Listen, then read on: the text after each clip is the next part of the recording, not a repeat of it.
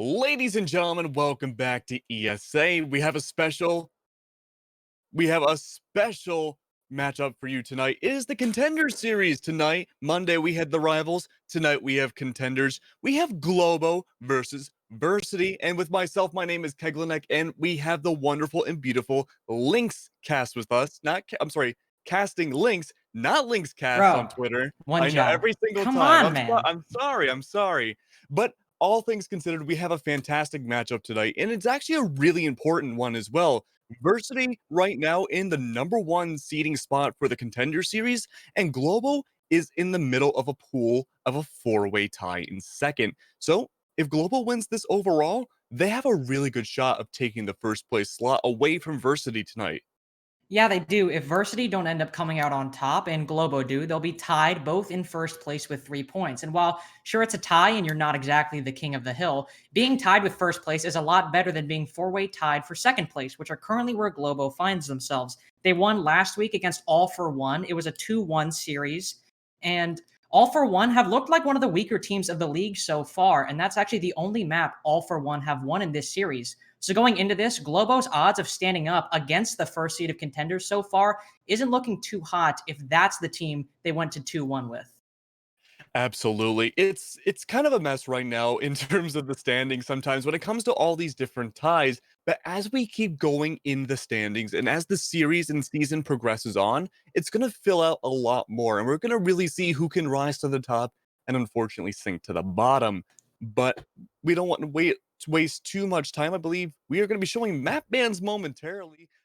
And we do have Consulate that went down first. That's gonna be Global Gym taking down Consulate. And I don't know about you, Lynx, but I love seeing Consulate and Clubhouse, but we're not gonna see them tonight. I like seeing Club. It's kind of a comfortable favorite. You never have to worry too much, but I'm always glad when Consulate's taking out. Something about that map's never really gelled with me. Oregon will be the first pick, followed by Versity's pick of Cafe. Versity played Cafe last week against Premier, which they won 7-5. So Globo going into this, if they've done the necessary prep, will have a fair amount of strats in the book if they go to that, well, when they go to that map. And our decider will be Coastline. That's different than I'd say Oregon and Cafe. Those are kind of some more strat heavy maps, not to the extent of Clubhouse, but Coastline being the decider, it's a very good equalizer overall. No, I completely agree with you. Cafe and Oregon overall are pretty strat heavy, like you said, but they're also fairly defender sided as well. We're kind of seeing a dynamic shift in a lot of these kind of tier three leagues where it's becoming a little attacker sided a lot of the time. But overall, the way it's been designed is usually defender sided. But like you said, Coastline is pretty attacker Mhm. centric, pretty attacker sided. But we will be starting the match very soon. And like we always say, Links, the most interesting part of a game a lot of the time comes down to those operator bans. Do you have any last second predictions before we go to the operator phase? No, not particularly. I think if Globo has done their homework, while they do only have Cafe to prep for, they have some other VODs they can go back to. But I think if Globo have done their homework, they can actually pull a pretty lengthy series, and they do have a good shot at knocking down Versity off that top spot. But again, we'll just have to see. Getting into the operator bands, as you said, they're often what can swing a map in the favor of a certain side or a certain team. And the first map being Oregon, as far as predictions go, we're probably going to have a Thatcher ban right off the board. I think That's at least my guess. I think Thatcher's a really safe Oregon ban. And when it comes to that second ban, it could be all sorts of different things. I believe when we saw Oregon last on Monday, we did see the Hibana ban go down, which was interesting to say the very least. It wasn't the most impactful ban in the world, but no, in Oh, fact, we're actually going to have Montagna go down first, which is not something you see every day. In fact, you almost never see that. So I think it's really safe to say, Links, that that's probably a target ban going against um, Global Gym. I'd have to imagine banning Montaigne, the only place you see it every day is in your ranked stacks. So that has to be some kind of target ban against Global Gym. Maverick getting banned is much more within the norm of what we would normally see on Oregon or really any map in general. So we start out with a surprise, but thankfully return back to normalcy. Globo for the first defender ban. They're taking a bit of time with it, but I'd imagine we see probably a Wamai getting banned, an Echo of some kind. I'd say those are the top two right now. I'd give the cards to Wamai, and I'm gonna be dead wrong. It's gonna be the Cade getting taken out. So that's 1/3 of your hard breach denial, and that's a pretty substantial operator. Can't electrify any hatches. It's not a bad ban, certainly. No, certainly not. I believe we did see a Kaid ban recently. I don't recall which map it was, but we are going to be going for our last ban to be Mira. Now, I wish I could Ooh. say I was completely surprised about the Mira ban, but I think that's more guaranteed than me breathing every morning.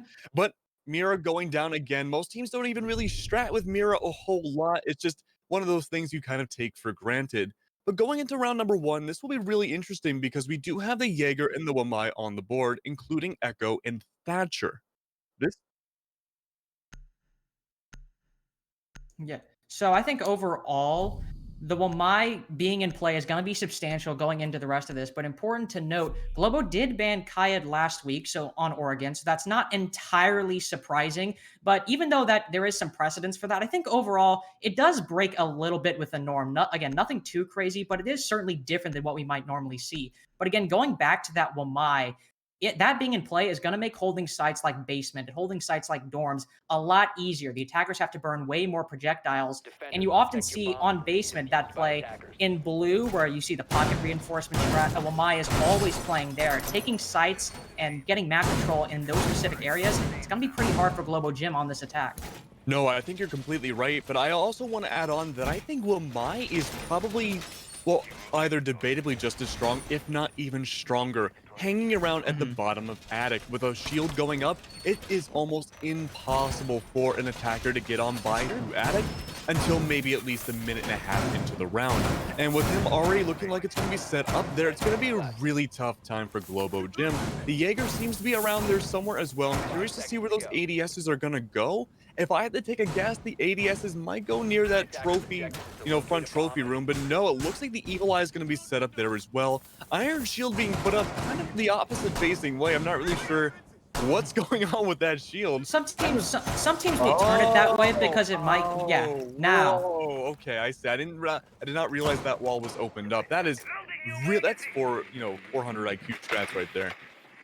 Ark's already made his way inside of Armory with only 20 seconds into the round and unapologetic as well. Oh, I couldn't tell if he was prone inside a bedroom or not. He'll be prone outside on that bedroom balcony. But again, the Ash already getting some very necessary map control over on that east side of the map is a good start. And with Thatcher not being banned, getting that attic wall is going to be a lot easier. Normally, we'll either see A Kali be brought, or B, teams will have to go below since the Thatcher is banned. But since he's gone, he'll just chuck that EMP, and there, the wall's open before even we've hit 2 minutes left in the round. That's already great. A great start for Globo Gym on this attack, thanks to Thatcher not getting banned out. Jeeks will be the one playing inside of Attic. He won't have a shield as close. He'll be playing further back. Only if somebody pushes up, he'll swing on them. The fleet of drones flying up main stairs. And Blonde the Wamai, normally you'd see him play close to sight, waiting for his magnets to charge up. Instead, he's going on a very deep flank downstairs. We've yet to see if he'll come up main stairs or not, and it looks like that's what he's going to be doing. Indy actively bandit tricking on that closet wall will cause a bit of a headache for the attackers. And again, not something you see too often at higher levels, and Arc won't even see Blonde pull up as he takes his head clean off in the first frag of the match. Absolutely. Blonde getting that opening pick onto the Ashe, not the most impactful in the world, but having Ashe in the late game could also be just as deadly. It's going to be Jinx, though, who finds Burb going down next, and you lose out on one of your hard breachers. Now, let's focus on G for a second, because you're in a really awkward spot. You were pretty much pushed out of your comfortable position inside of Attic. No attackers are going there on the big tower right now, but they're being closing in on you. There's 1 minute left, and it's a 3v5 situation. Blacklisted still on that Thatcher, still alive, able to get rid of some of the utilities, but it's not a great look right now. But it's gonna be Taro who finds Jinx, and it's gonna be Blondo who claps back and finds Blacklisted. Just because you were pushed out of your comfortable position does not mean there aren't punishments. And that punishment's gonna be the Maestro, but no! You get punished even harder to be Taro, who finds Tater, and then Blonde still on that little crusade, gonna be securing the round. That's gonna be Versity taking round one, and that was a big struggle for Globo Gym overall. Yeah, Arc getting taken out. I mean, it's your entry frag. Ash has a lot of necessary utility, so clearing out those Wamais and ADSs, we're going to be a bit of a challenge. Burb had already opened attic wall, but what you'll normally see is the thermite rotate over to closet wall, and that's where they focus. But what they didn't count on was Indy actively bandit tricking. He initially picked the Goyo, then sixth picked off of it, so that was surely a surprise. And I'm not sure. It looked like they might have rotated the Thatcher over, but they still weren't able to successfully open that wall. And the moment that their thermite got taken out, even though he had already used most of his utility and they still had another hard breacher, when it's a 3v5 and you've only got a minute 45 seconds left in the round, that's an extremely difficult position for an attacker team to win on Oregon. Taro, instead of going with the Hibana this round, he's going to 6-pick to the IQ, and I don't know if that was necessarily what was wrong with the attack last time. If they had just droned out the Wamai and read his flank up main stairs, then you wouldn't have gotten that triple kill, and Globo might have had a fighting chance in that round.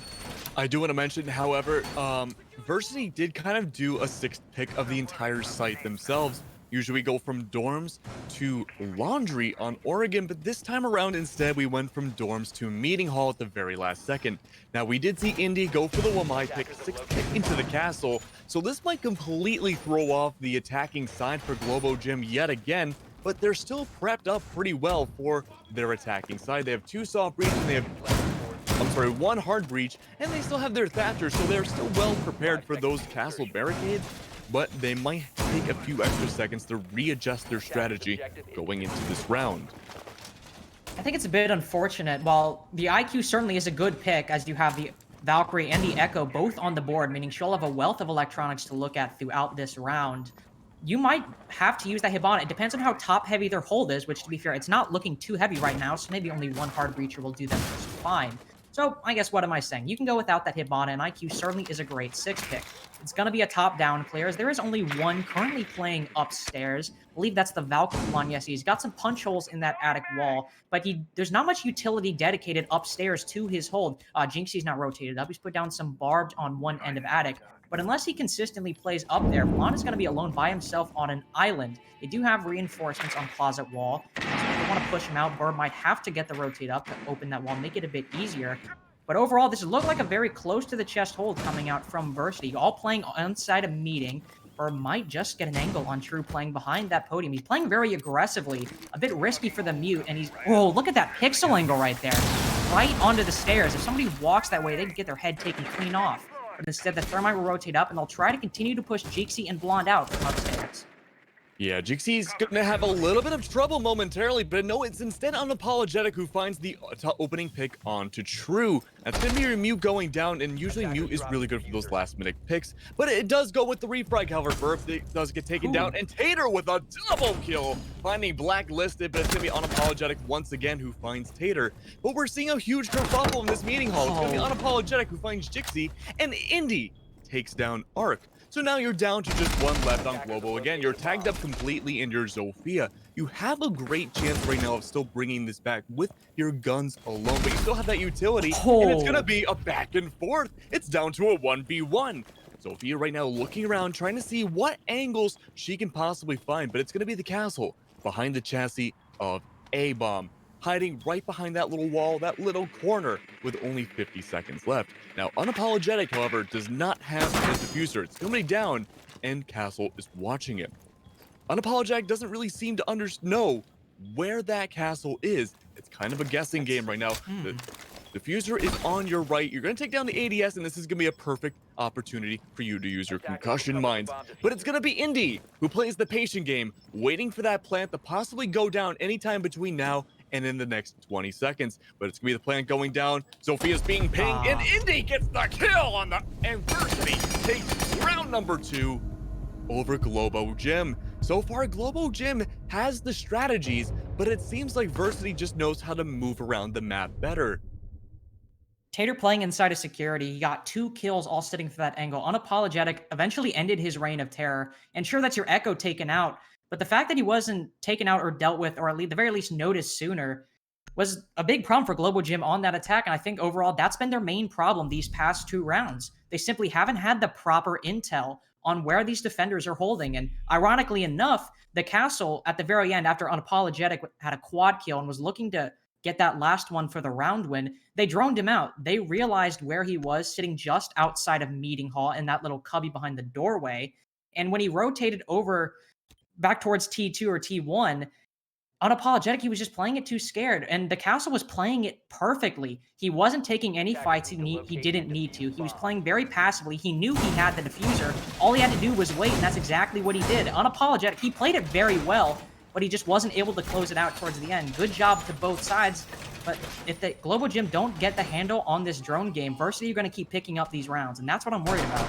Yeah, I'm really glad you brought that up, Lynx, because at the very end, we saw Unapologetic bring that drone out as well, and I think even finding out where Indy was, but Indy rotated, and there was no follow-up on the drone at all. You would think Mhm. that drone would at least, if it wasn't destroyed, at least get the intel to do so, or at least rotate to kitchen site where it would be marginally more safe to plant. But no, instead we didn't see either of that, and it was kind of a last-minute panic plant, even with time left. But we will be going to round 3, however, and we're not seeing the operator lineup really change at all on Globo side, but we do see Indy returning to the Lamai instead of the castle, which makes more sense when it goes to laundry site. Now, overall, the defensive hold for Versity does look a little bit more spread out than we saw before on Meeting, but it's still playing relatively close to the chest on the bottom floor. There's almost no vertical play from what I can see. In fact, there's zero vertical play. It's all entirely lateral and horizontal, and it's a matter of how are these attackers going to attack it? Because if they go freezer, they might have a very bad time with that soft wall. They certainly might, but important to note, nobody's actively playing inside a freezer at this exact moment. They do have those holes, and GXC's playing very aggressive on main stairs. Might just find Taro if he's not careful with his droning, which is something Globo has been characteristic of so far. But no, the A will get droned out, and you'll rotate back down. But if they drone that nobody is really playing inside a freezer, and that the only real denial are those holes in the wall, then that's free map control for Globo Gym, whether or not your drone game is extensive. Terra will open up some holes above main stairs, maybe try and counter the aggressive play Jeeksy had earlier, which it seemed like he was getting a bit antsy. And there we go. Both True on the mute and Jeeksy are playing very aggressively on those back main stairs. Indy is rotated into freezer, contesting behind. No, not sure if that's a Goyo shield or a deployable shield, but either way, he's going to be extremely hard to take out with those magnets set up. And they'll just now drone him out. In Global Gym, they're taking their time on this attack, and I think that's what they need. If they're playing this close to the site, then you really have a good amount of time to take out those, or to check if there's any roamers and clear out and gain the necessary map control. Speaking of clearing out those roamers, it looks like it will be a freezer attack after all. You're going to clear away a little bit of the freezer while my disc, and that's going to force Indy to rotate back or be pushed back just a little bit. But the aggressive smoke plays going down from main lobby is going to have the split push effect, but even then, it seems like you're using that utility maybe a little too early. But here's the thing about Global Gym right now is that there's no dedicated push other than maybe that freezer push. There's two bodies there, and there's going to be two going main lobby, but the last one's going to be flanking from the back. So it's a matter of who wants to watch these angles and where all those resources are going to be allocated to. We do see Jixie waiting at the bottom of back stairs, waiting to see if that Zofia is going to push it. It's a matter of time now with only 30 seconds left. Who's going to make that first move? But that first move is probably going to go towards Apologetic. They know exactly where that mute is, but they're looking at the wrong angle. There's two bodies pretty much watching from Pillar, but it's going to be Ark who tries to find some shots off of Indy, but Versity Gaming is playing so patiently. And there we go. The time has been broken. The dam has been broken, and it's just a bloodbath left and right. It's a 3v3. The plant goes down, and it looks like it's not being denied. It's not being contested, Lings. 45 seconds now to get this diffuser down, and it's down to Ark with just a hair of life left. Now, they are trying to go for the revive from the defending side, and that's going to be True who takes down Ark, and that is going to be 3 rounds in a row for Versity Gaming. I mean, they got the plant down, but what happened after that? It was an absolute bloodbath. You blinked. You blinked, and it turned into a 1v3.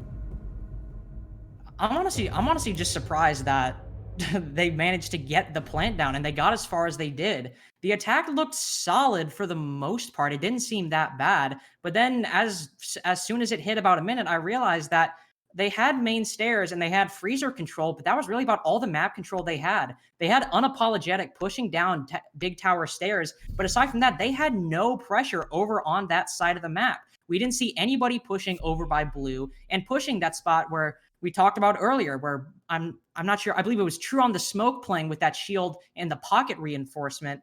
They just didn't have the necessary map control to complete an attack. And while sure you managed to drone effectively, there were no roamers to clear out. And while they got a couple kills, that was, again, another Versity round through and through. Yeah, overall, I think Global Gym spread themselves too thin. You had two bodies going for freezer, you had two main lobby, and then you, like you said, you had Apologetic going for backstairs. But normally on Oregon laundry attacks, we see a huge wave of attackers going towards blue tarps in the beginning and then spread themselves out. but instead they spread themselves out for the entirety of the round. And again, while they got that diffuser down, at what cost? That cost is going to be quite literally the cost of each player each round so far.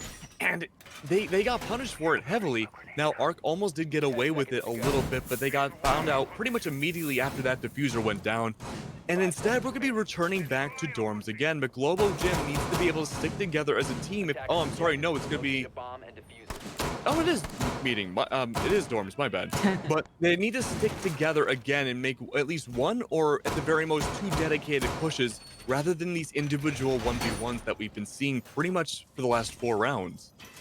I certainly agree. If Globo Gym, they're not in a good spot right now. Versity have basically, not basically, they've completed the perfect site rotation. All 3 of their bomb sites they have won, and not exactly in close fashion. And Globo Gym, this will be the round to see if they're really able to shore up those weaknesses. This was the round that Blonde got his 3-piece on a deep roam down below. And if they don't shore up that droning and they don't take out these roamers, then it's going to be a big problem. Jeeksy is the main one, playing downstairs, just roaming around main lobby and meeting in Big Tower right now. But he could potentially go for a flank up those stairs. But instead, was that a Hibana hole that got open? That looks such like an odd hole right there. Well, I must have gotten... Here's the interesting thing, right? It like got half bandit trick because we heard some of the Hibana charges go off, but then some of them got electrocuted. So I'm not really sure what happened there. It seemed like it was split between 2 different reinforcements, and it only got half open. Well, either way, I mean, hey, a little bit of the wall open is better than nothing, which is more than they got the first time they attacked this site. So, hey, respect the Global Gym, you got a little bit. Thatcher rotates over. We'll EMP some of those bandit batteries. And going in with 1:30 left, I'm still not sure they know that Jeeksy is playing downstairs. He's currently sitting at the top of main basement stairs, and yup, there he is. He's just waiting, but no, apologetic. He's holding the angle. They're wise to his tricks. And, oh yes, there we go. Headshot on a Jeeksy. This is exactly what they need, and now they get the opening pick. Something different than the previous rounds. They'll open up attic wall as well.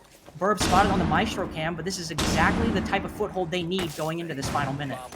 That's right. Final minute's going to be really important right now, especially when you don't have the opening pick on your side. Versity, though, not able to even out the rounds. It's going to be Birdchan taking down Tater once again. 57 seconds left, and you lose down on your Jaeger and your main anchor, Maestro. It's a back and forth, but suddenly the odds are not in your favor. It's going to be Blonde, last one alive, who managed to get that 3K last time we had seen Dorm in a very precarious situation. It's going to be Blacklisted. He gets that diffuser down, and now you're surrounded. You can rotate through the hatch, but at what cost? That cost is falling down the hatch after you die. It's going to be Unapologetic taking down Blonde, and that is going to be the first round in Globo Gym's favor.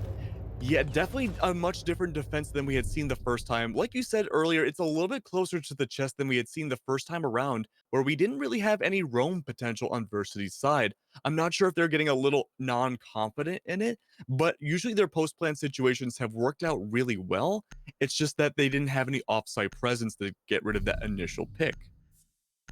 Yeah, certainly. I'm not sure if they've gotten nervous or they're just not wanting to take as many risks. I just think it's the type of play that as soon as a team reads into it, it's not necessarily going to work out repeatedly. Once they realized that Jeeksy was the only one off-site, you saw what they did. They had Unapologetic sitting outside main door, holding the rotate up from basement stairs, and unless Jeeksy somehow had info or managed to hit the pre-fire of the century, in all likelihood, he was a dead man, and that's exactly what he was. Globo Gym, they were managed to drone out the roamers, figure out how many were actually roaming off-site, and they didn't allow for those hero plays that happened the first round. If they continue to do that as we go into meeting, the second site that Versity played this match, this has the potential to go 3-3 towards the half, but if they continue to play close to the site and not roaming as extensively, might see a repeat of round 3, where Versity, despite that change, still won the round. It's interesting because going into round 5, we are having a very intel-heavy defense on Versity's side. We have Blonde on the Valkyrie, we have Tater on the Echo, and we have True on the Mute as well. Unfortunately, no Mozzie, but you know, you can only have so much intel.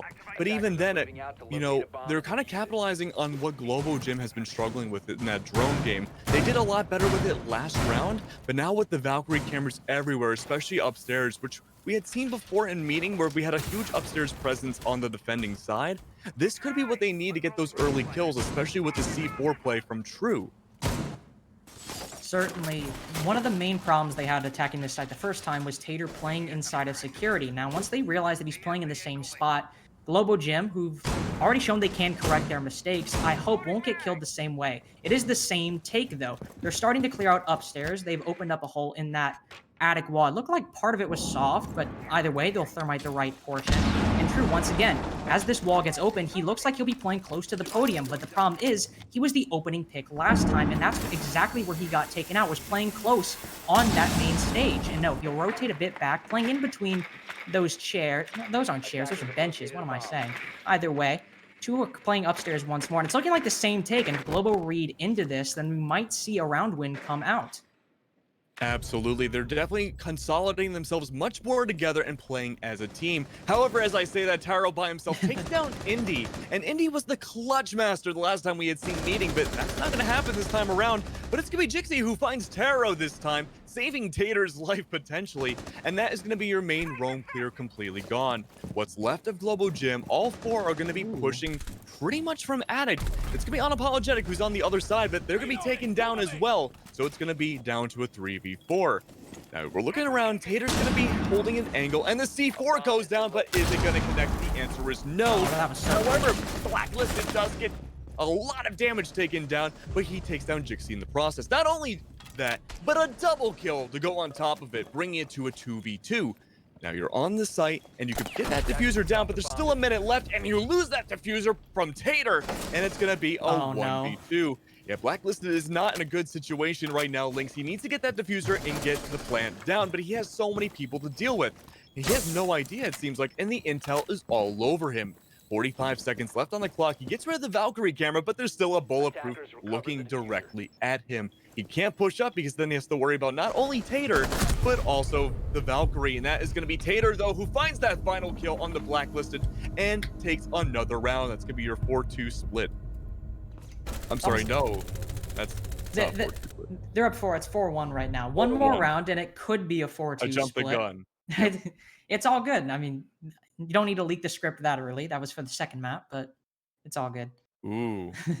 But almost as if you read my mind, Tater got a 3-piece that round. And once again, Versity, they played that extremely well. Once they knew where Diffuser was, it wasn't even... Last time that situation happened, Indy was basically right next to the diffuser and he was holding it. But this time, I believe it was completely on the opposite side. Both the Valk and the Echo were playing over by the main door kitchen side of the map, whereas Blacklisted, I should say, was playing over by Big Tower. And once again, they weren't getting over aggressive with their angles, and that shows the kind of discipline that Versity have and why they're the top team right now. They're not the kind of team to overpeak things or play too aggressively when they don't have to. They have calculated aggression when they need it, but when the time comes and they have the man advantage, they know how they can win those situations and not end up choking like we see some of the other lower tier teams, either in Contenders or even Rivals that you and I casted Monday. You're absolutely right. There's only been really one instance that we had seen so far where an off-site defender on Versity's side really didn't do a successful roam game. That was going to be Jixie, I believe, and the only round we had seen Globo Gym win. And even then, that was still a really slow down and calculated play. They were just not expecting the angle from Apologetic. But with that being said, we're not really seeing too many hyper-aggressive plays like you mentioned, and it's working out super well in their favor. Whereas I feel like Globo Gym is expecting these really high octane plays, and when they're not expecting it, they're being stalled out a little bit, and they're kind of almost overestimating their play. Now, we are exiting the prep phase now, and it's going to be the blue tarp push that we were expecting a few rounds ago. Arc right now going to be going for the drones and going to be trying to open up whatever they can. Now, usually there's either Remind Discs or ADSs planted on both left and right of blue tarps, but it's going to be the smoke who's waiting behind the iron shield. And no, there's seemingly nothing behind that iron shield from what it seems like. There's gonna be one ADS, I believe. It might be two, but even then, that's not as much as you usually expect when it comes to blue tarp. There's almost always a Wamai disc. Certainly not. There's always one, if not two ADSs, and certainly at the very least a couple magnets. And as you saw, True immediately rotated back, or it was one of the SAS operators, either Blonde or True. They rotated back with 2:20 left on the clock, and they already used that reinforcement they had in their back pocket. That hold that you normally see in blue tarps that might last minute 30 is already gone. There you go, Boil Shield taken out. Ensure that wall's reinforced so they don't have any entry into the site through that particular direction, you still didn't waste the same amount of time that you want to look for in that kind of hold. Ark has already taken bunker control, but he might not anticipate True holding close to this door with the shotgun. A very great position for any operator to be on Oregon. They call this map the pump map for a reason. It's because pump shotguns reign supreme. And there we go. Ooh. I say that Ark got taken down to 15 HP, but True's just not the pump master today. Ark will take him out in the refrag. And there goes the Wamai as well, blacklisted. He'll take revenge for losing last round. He'll get put down to 50 HP in exchange. But now it's a 3v5 that Versity face, and they're on the wrong side of it. Minute 15 left. Hibana charges will go to open that bunker wall, and all the defenders are playing solely on side at the moment. Unapologetic in a gunfight that I'm not entirely sure where it happened, maybe over by main stairs. Also gets put down to 50 HP, and yes, the slow walk down Freezer stairs. They still haven't acquired Freezer control, but Jeeksy, he doesn't have any utility dedicated to it, just solely his 416 and hopefully some willpower to persevere through the hell that's about to descend upon them from this attack. You're absolutely right. Pinch coming down from Freezer. It's gonna be Jixie who's completely stuck inside Freezer, and it's gonna be Tater though who finds Unapologetic. So it looks like the pinch doesn't work out after all. And Blonde carries it over, uses the smoke grenade, takes down Ark, and suddenly it's down to just Burb and Blacklisted. There was a huge lead coming out from Globo's side, but it disappeared within a second. It's a 2v3, 20 seconds left on the clock, and you need to secure this final round in the half. You have the diffuser, but you're barely able to plant it. Still, I believe, at least 2 smoke grenades still on the don't board. know. They don't hear. Oh, but I guess they do, because that's going to be a win for Versity. 4-2 after all, and it is Blonde and Tater who secure the kill. Wow, fantastic work. I mean, that's something we've been seeing a lot with Globo Gym, where they'll have that man advantage. They'll get the opening pick even sometimes opening 2 picks, and then it just wanders away. They just find 1 kill and it immediately gets refragged into a double kill right after that. They're just not able to really get those refrag potentials.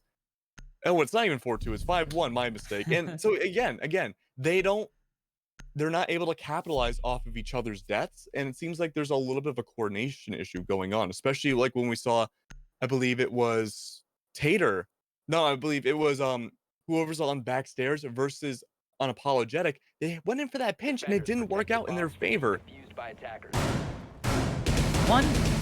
One thing, well, actually, I'll note this first. I had 2 things I wanted to mention. I'll go with this one first. It's a compliment towards Versity. That's another great example of discipline, except for the opposite sides. In the first situation, I mentioned it, when they had the man advantage, they never let it slip away from them and take any gunfights they didn't need to. We just saw the opposite. It was a 3v5, and the members of Versity managed to turn it into a 3v2, and they didn't lose a single body after that. It was just the Jaeger, the smoke, and I believe the Goyo left against the entire attacking team, and they managed to pull it out by making similar plays, not taking gunfights they didn't need to, and only peeking things when they knew they had an advantage gunfight going in, and they ended up winning the round as a result. And I've hammered Globo Gym's drone play the entire time. One thing that really hurt them, I'm not entirely sure about the third person that died, but the Hibana and the Thatcher were both out of drones. Another great thing I have to give to Versity in taking out those drones. And if they bring that same discipline onto this attack, then this might be a quick map. It might very well be a quick map. Versity Gaming only needs 2 more rounds to secure it into map number 2. But here's the thing, it looks like we're going to see another split push again. No Wamai on the board for Globo's side. There is the Jaeger, of course, but it seems like Attic is not getting a whole lot of love. There's going to be Taro with the bandit charges on the Attic wall, but even then, it seems like there's not really much else. So I'm curious to see how that's going to go down. We do have the Thatcher on Versity's side, and that could easily dispel those bandit charges. But once the attic wall opens up, this could be a completely different ball game depending on what Taro does next. That's going to be the bandit charge disappearing from the bandit's hands, and I believe they tried to go for the bandit charge, but the EMP looks like it's going to get bandit triggered after all. But I'm curious to see what's going to happen once that wall opens up.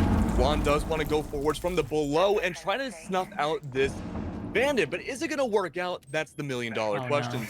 So far, it's looking like it'll work out, and it's not going to get bandit tricked. The attic wall is going to open up, and suddenly Apologetic coming in from behind, down from below, using that hatch, is going to find one. But that's going to be Tater, and Tater pretty much already did his job. I think that's all 3 EMPs dispelled, and now you're just down a body for killing. Still, that's a body that could have been used for the execute later on. Unapologetic, who should be happy with himself, will go maybe rotate back to sight. And that's probably what Ooh. he should have done, as Blonde will take him out. He'll sustain some HP, 75 specifically. He's now at 25. And I would have just rotated back to sight. Count your lucky stars that they didn't have any drones, and the Zofia didn't manage to see you when you rotated up those T2 stairs.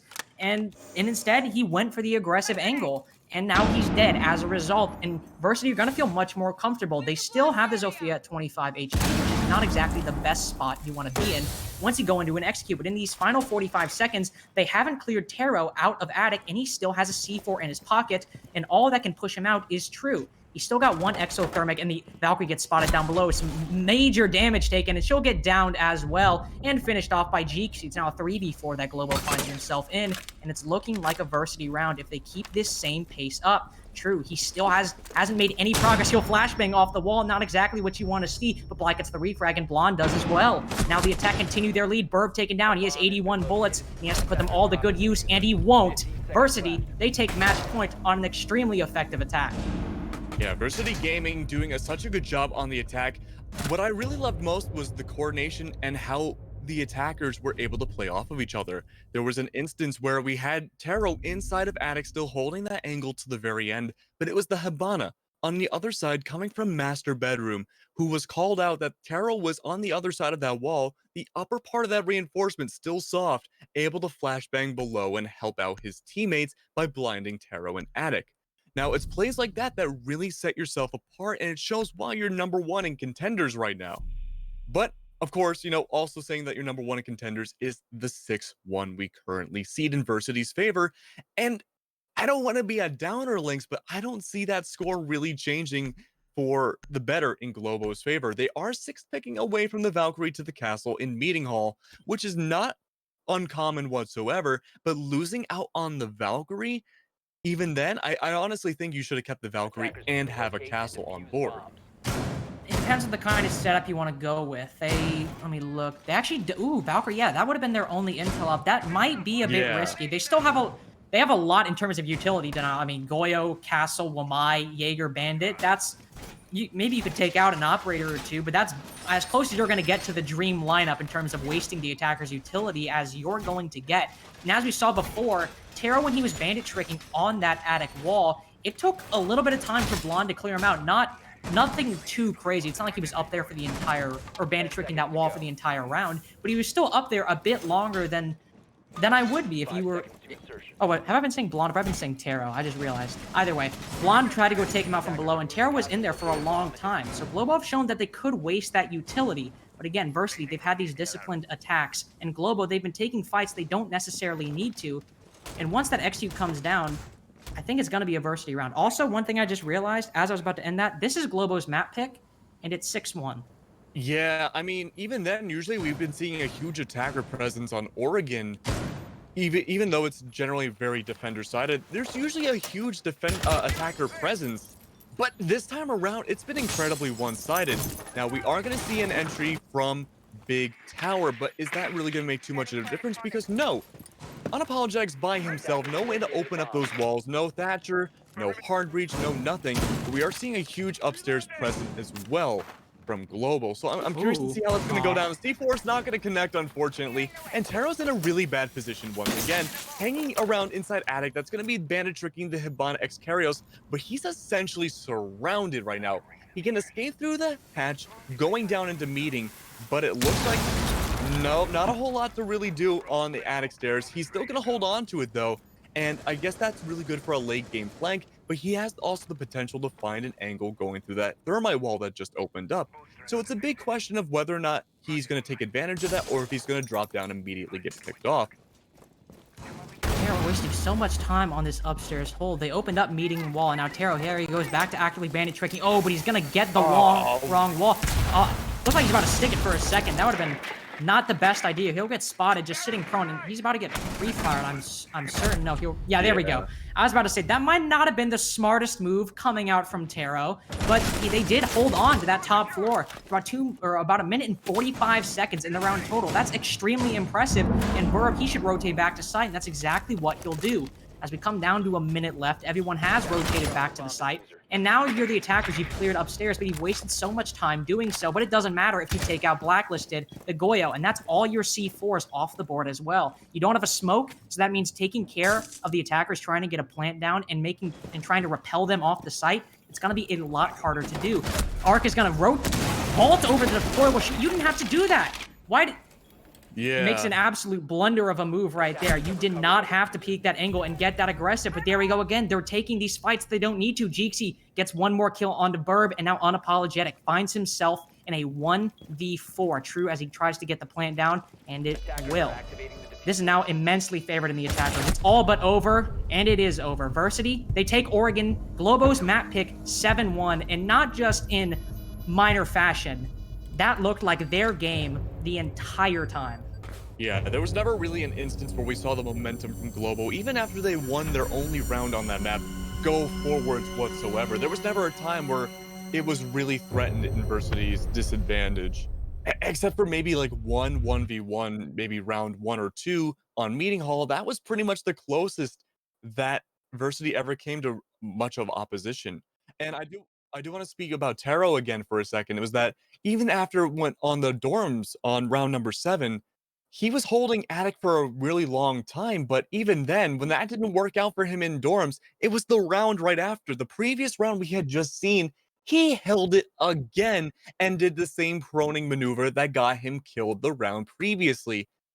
He might have been bandit tricking 2 separate walls, by the way. I failed to mention that. I think he was jumping back and forth between the trophy wall and the big tower wall, the attic wall, which while he might have ended up dying, I will say that's pretty impressive. I've not seen many people try to actively bandit trick 2 walls and it work for that long. So while they ended up losing the round and the match, I will give Taro that takes a lot of balls to actually do that. It really does. And in round number 8, the last round we had seen, he managed to successfully do it against the Excarios from Bedroom as well. Just unfortunately, he would have had it on the Thermite charge as well had he chosen the right wall. And that was probably the closest thing to that last round that could have been a game changer. But overall, Versity was just much more coordinated when it came to their attacking and their defending. They were playing off of each other. And like you said before, Lynx, we saw a lot of attempted hero plays from Globo Gym Mhm. that were just Absolutely. immediately punished, like the Wamai vaulting over the Iron Shield from kitchen into that hallway near meeting. Did not have to do that, and they got punished for it immediately after. They didn't have to, but anyway, we can talk about that all you want, and we'll get into the second map after this short break. Probably about a few minutes, but hey, we'll see you for map 2.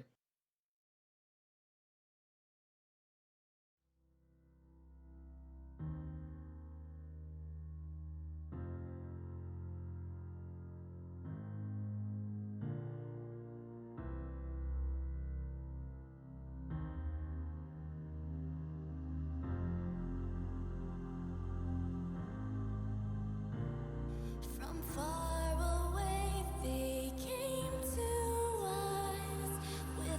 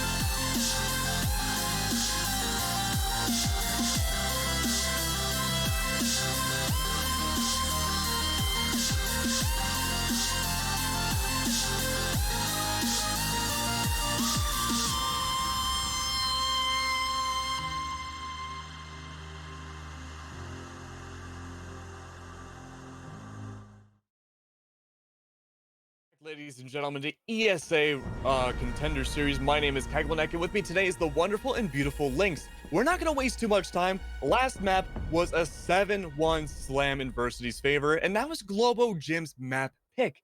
This time around, it's Versity's map, and they chose defense on Cafe Dostoevsky, and it's going to be Globo who has the attacking helm. Lynx, I'm a little nervous. Well, yeah, if I were Globo Gym, if I were to if I were to quote my hero Henry Redcube Danish, I'd say right now they're a long-tailed cat in a room full of rocking chairs. I love that quote. I'm sorry, but so yeah, Globo. This isn't their map pick anymore. This isn't their turf. They're on Versity's territory, and Globo, I believe they did pick attack going into this, which means statistically they picked the disadvantaged side, and that's pretty risky. But again, statistics only mean so much. For the first attacker bans, we have Capital and Maverick, and for Cafe, that's nothing too surprising. And Agoyo getting banned, but I'm intrigued to see if they'll ban the Wamai this time, something they didn't do last time.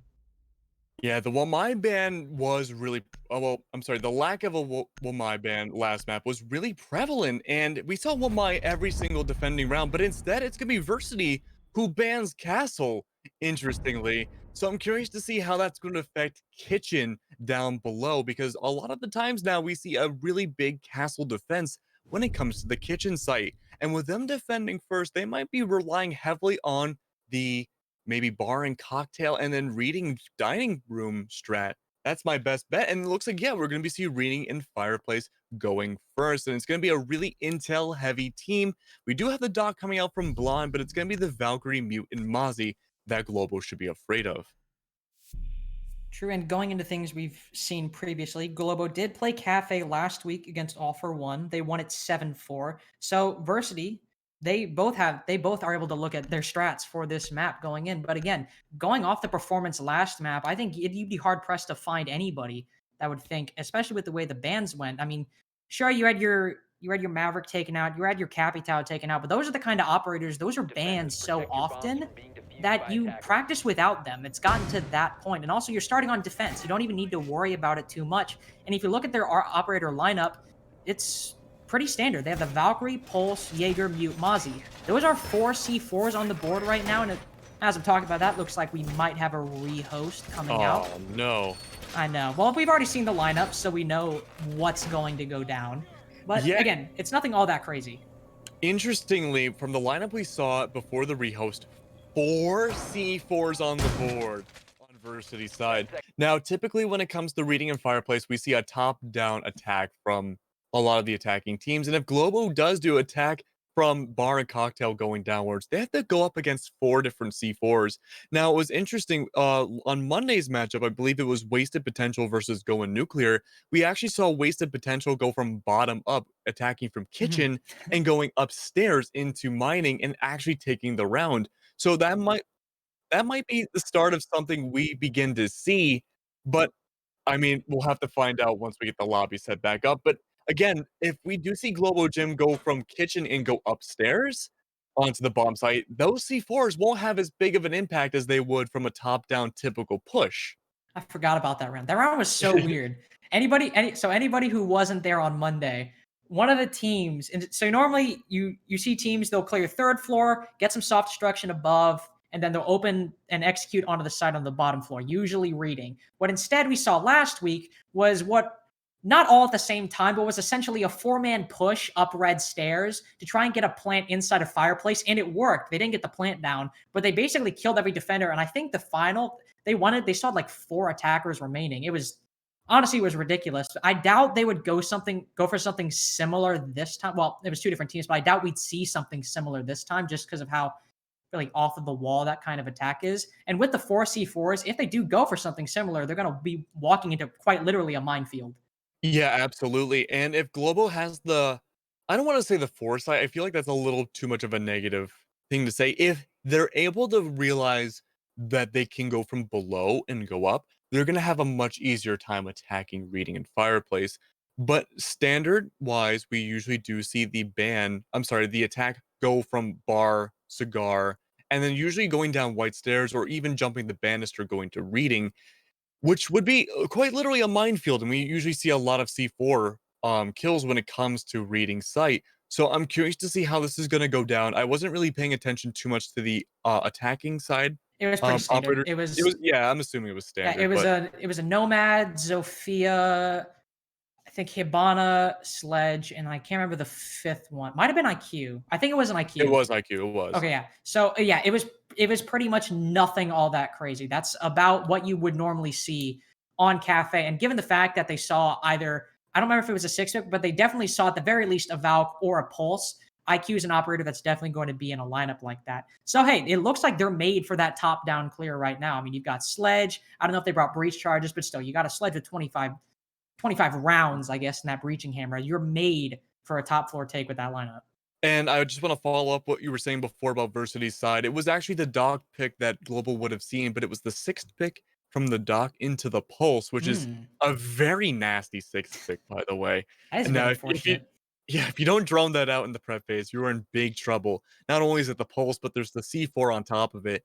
And there's a kind of that psychological advantage too, because with the dock, you're expecting maybe a run out. Well, not necessarily a run out, but like a spawn peak You're gonna coming expect some out. aggression. You're gonna Yeah, you certainly expect expect some some aggression. really, really silly aggression on top of that, Well, and that's not gonna come out well, without going the dock. going off of that dock pick and going back to the game we played Monday, we saw the dot get brought out a couple of sites in that very first matchup. I think it was, and it might have been the going nuclear match, but we saw a dot get brought out playing on some long angles to try and and counteract some of that aggression. Or maybe that might have been the very last Contenders game I played. I don't know. I know a game recently we saw Doc get brought out on Cafe to play those long angles on top floor reading and so on and so forth. So hey, it's not something we haven't seen ever. So they might be anticipating it if they've done their research. But again, who knows?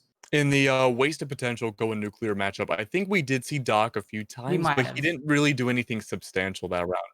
So I think that was a different Contender matchup, but even then, I mean, yeah, Doc has a lot of potential with that MP5 ACOG when it comes to Cafe. It's just made for it 'cause how many long angles there are in Siege now.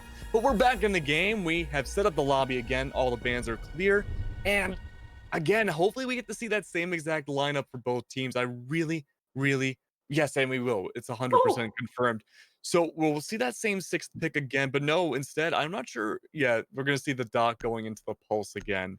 Ooh, that is still gonna be just as nasty before. And no, That's we true. were They might wrong. not have droned him out. Yes, and we do have the nomad instead of, I don't remember what we said before for the attackers, but it's gonna be the nomad going down for the flight potential. Yep, and Yeah. there was a mute in there before.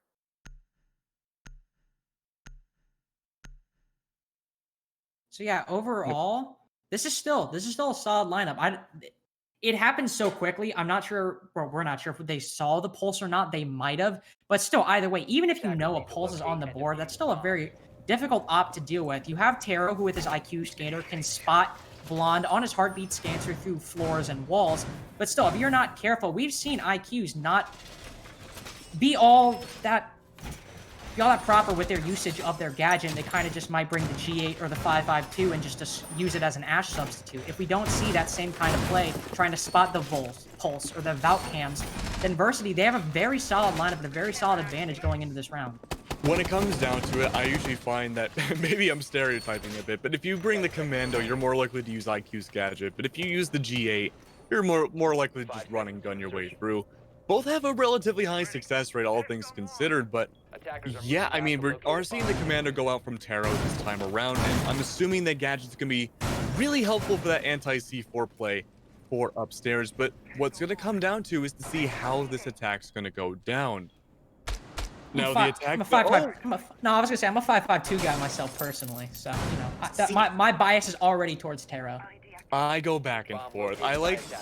I'm weird when it comes to games. I love customization. I think the Commando visually just looks cooler than the G8. That's But what you know I'm what saying. also It looks looks cool? weird.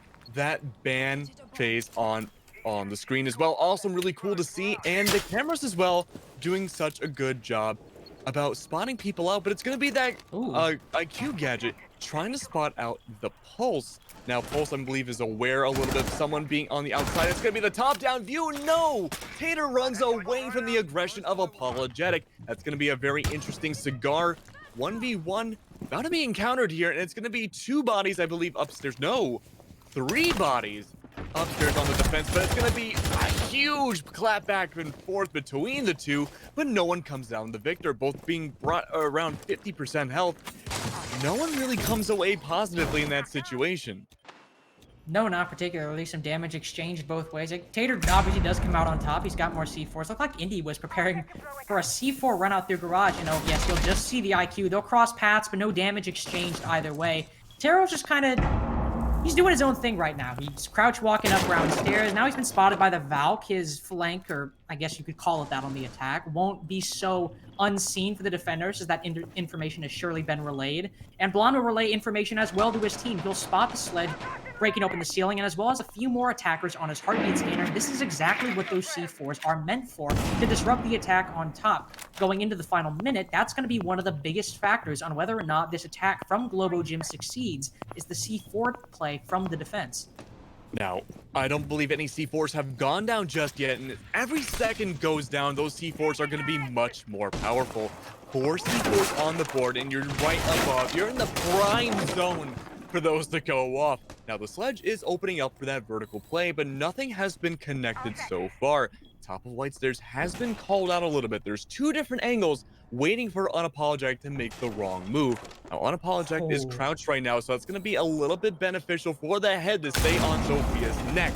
But it's a matter of it being unleashed, and it's a back and forth between the 2 teams. I don't believe any C4s have gone off so far. Maybe one has, but nothing's connected. And now the attackers are going and surrounding both sites. That's going to be Blacklisted, who finds Blonde, and it's going to be your Sledge and IQ going down. But Unapologetic finds Tater, and it's going to be Unapologetic with a double kill. It's going to leave it down to Jixie, who gets a double kill in their own right. And with 1 second left, there's that aggression, that patience again. The passive aggressiveness of Versity, able to win that round, which easily could have gone in Globo Gym's favor had there been even an extra second left. That was looking scary for Globo Gym's attack, and there was a great play by Unapologetic. I believe that might have been a triple kill, I think, in total, to try and win them the round.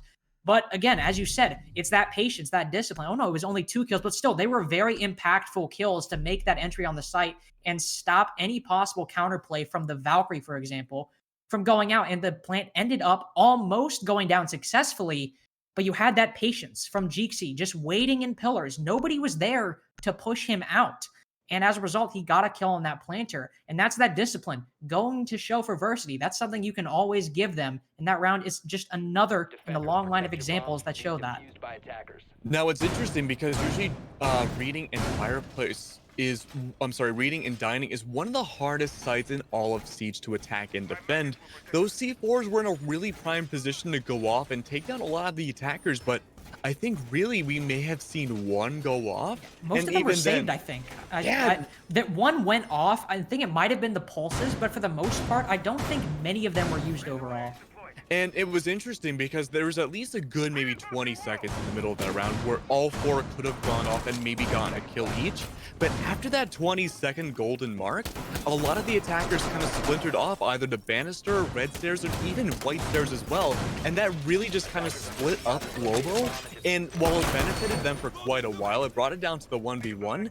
I just think that maybe Versity really should have used that utility a lot earlier. Now, speaking of C4, we only have 1 C4 coming out from Kitchen this side around. Normally, you don't really need as many C4s except for maybe when it comes to Bakery Wall or if you're entering in from cooking. But it's going to be Indy who brings down that C4 again. And we're going to see the same exact operator lineup on the attacking side.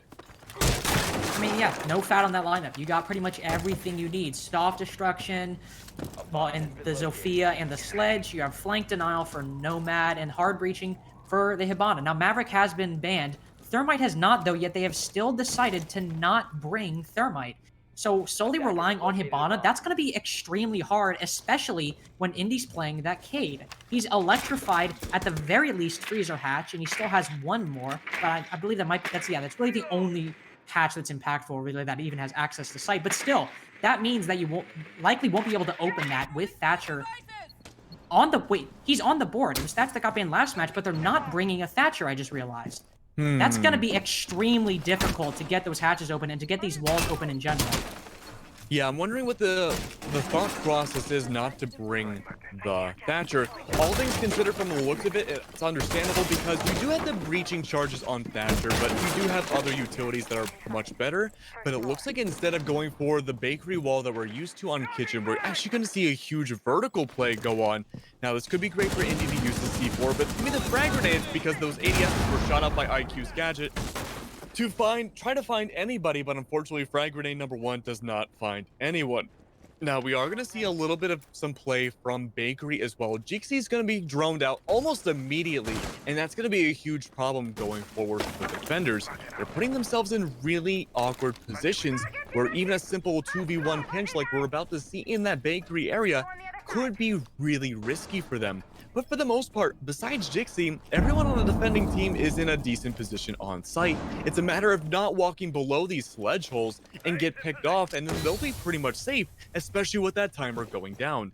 With 40 seconds left, we do see one smoke grenade going down, and Jixie is still alive, chilling behind the bakery wall, holding on, using that passive aggression as much as they can. They go for the peek, but not able to connect anything, and Jixie is completely surrounded by 4 different bodies. way. They managed to take down Apologetic.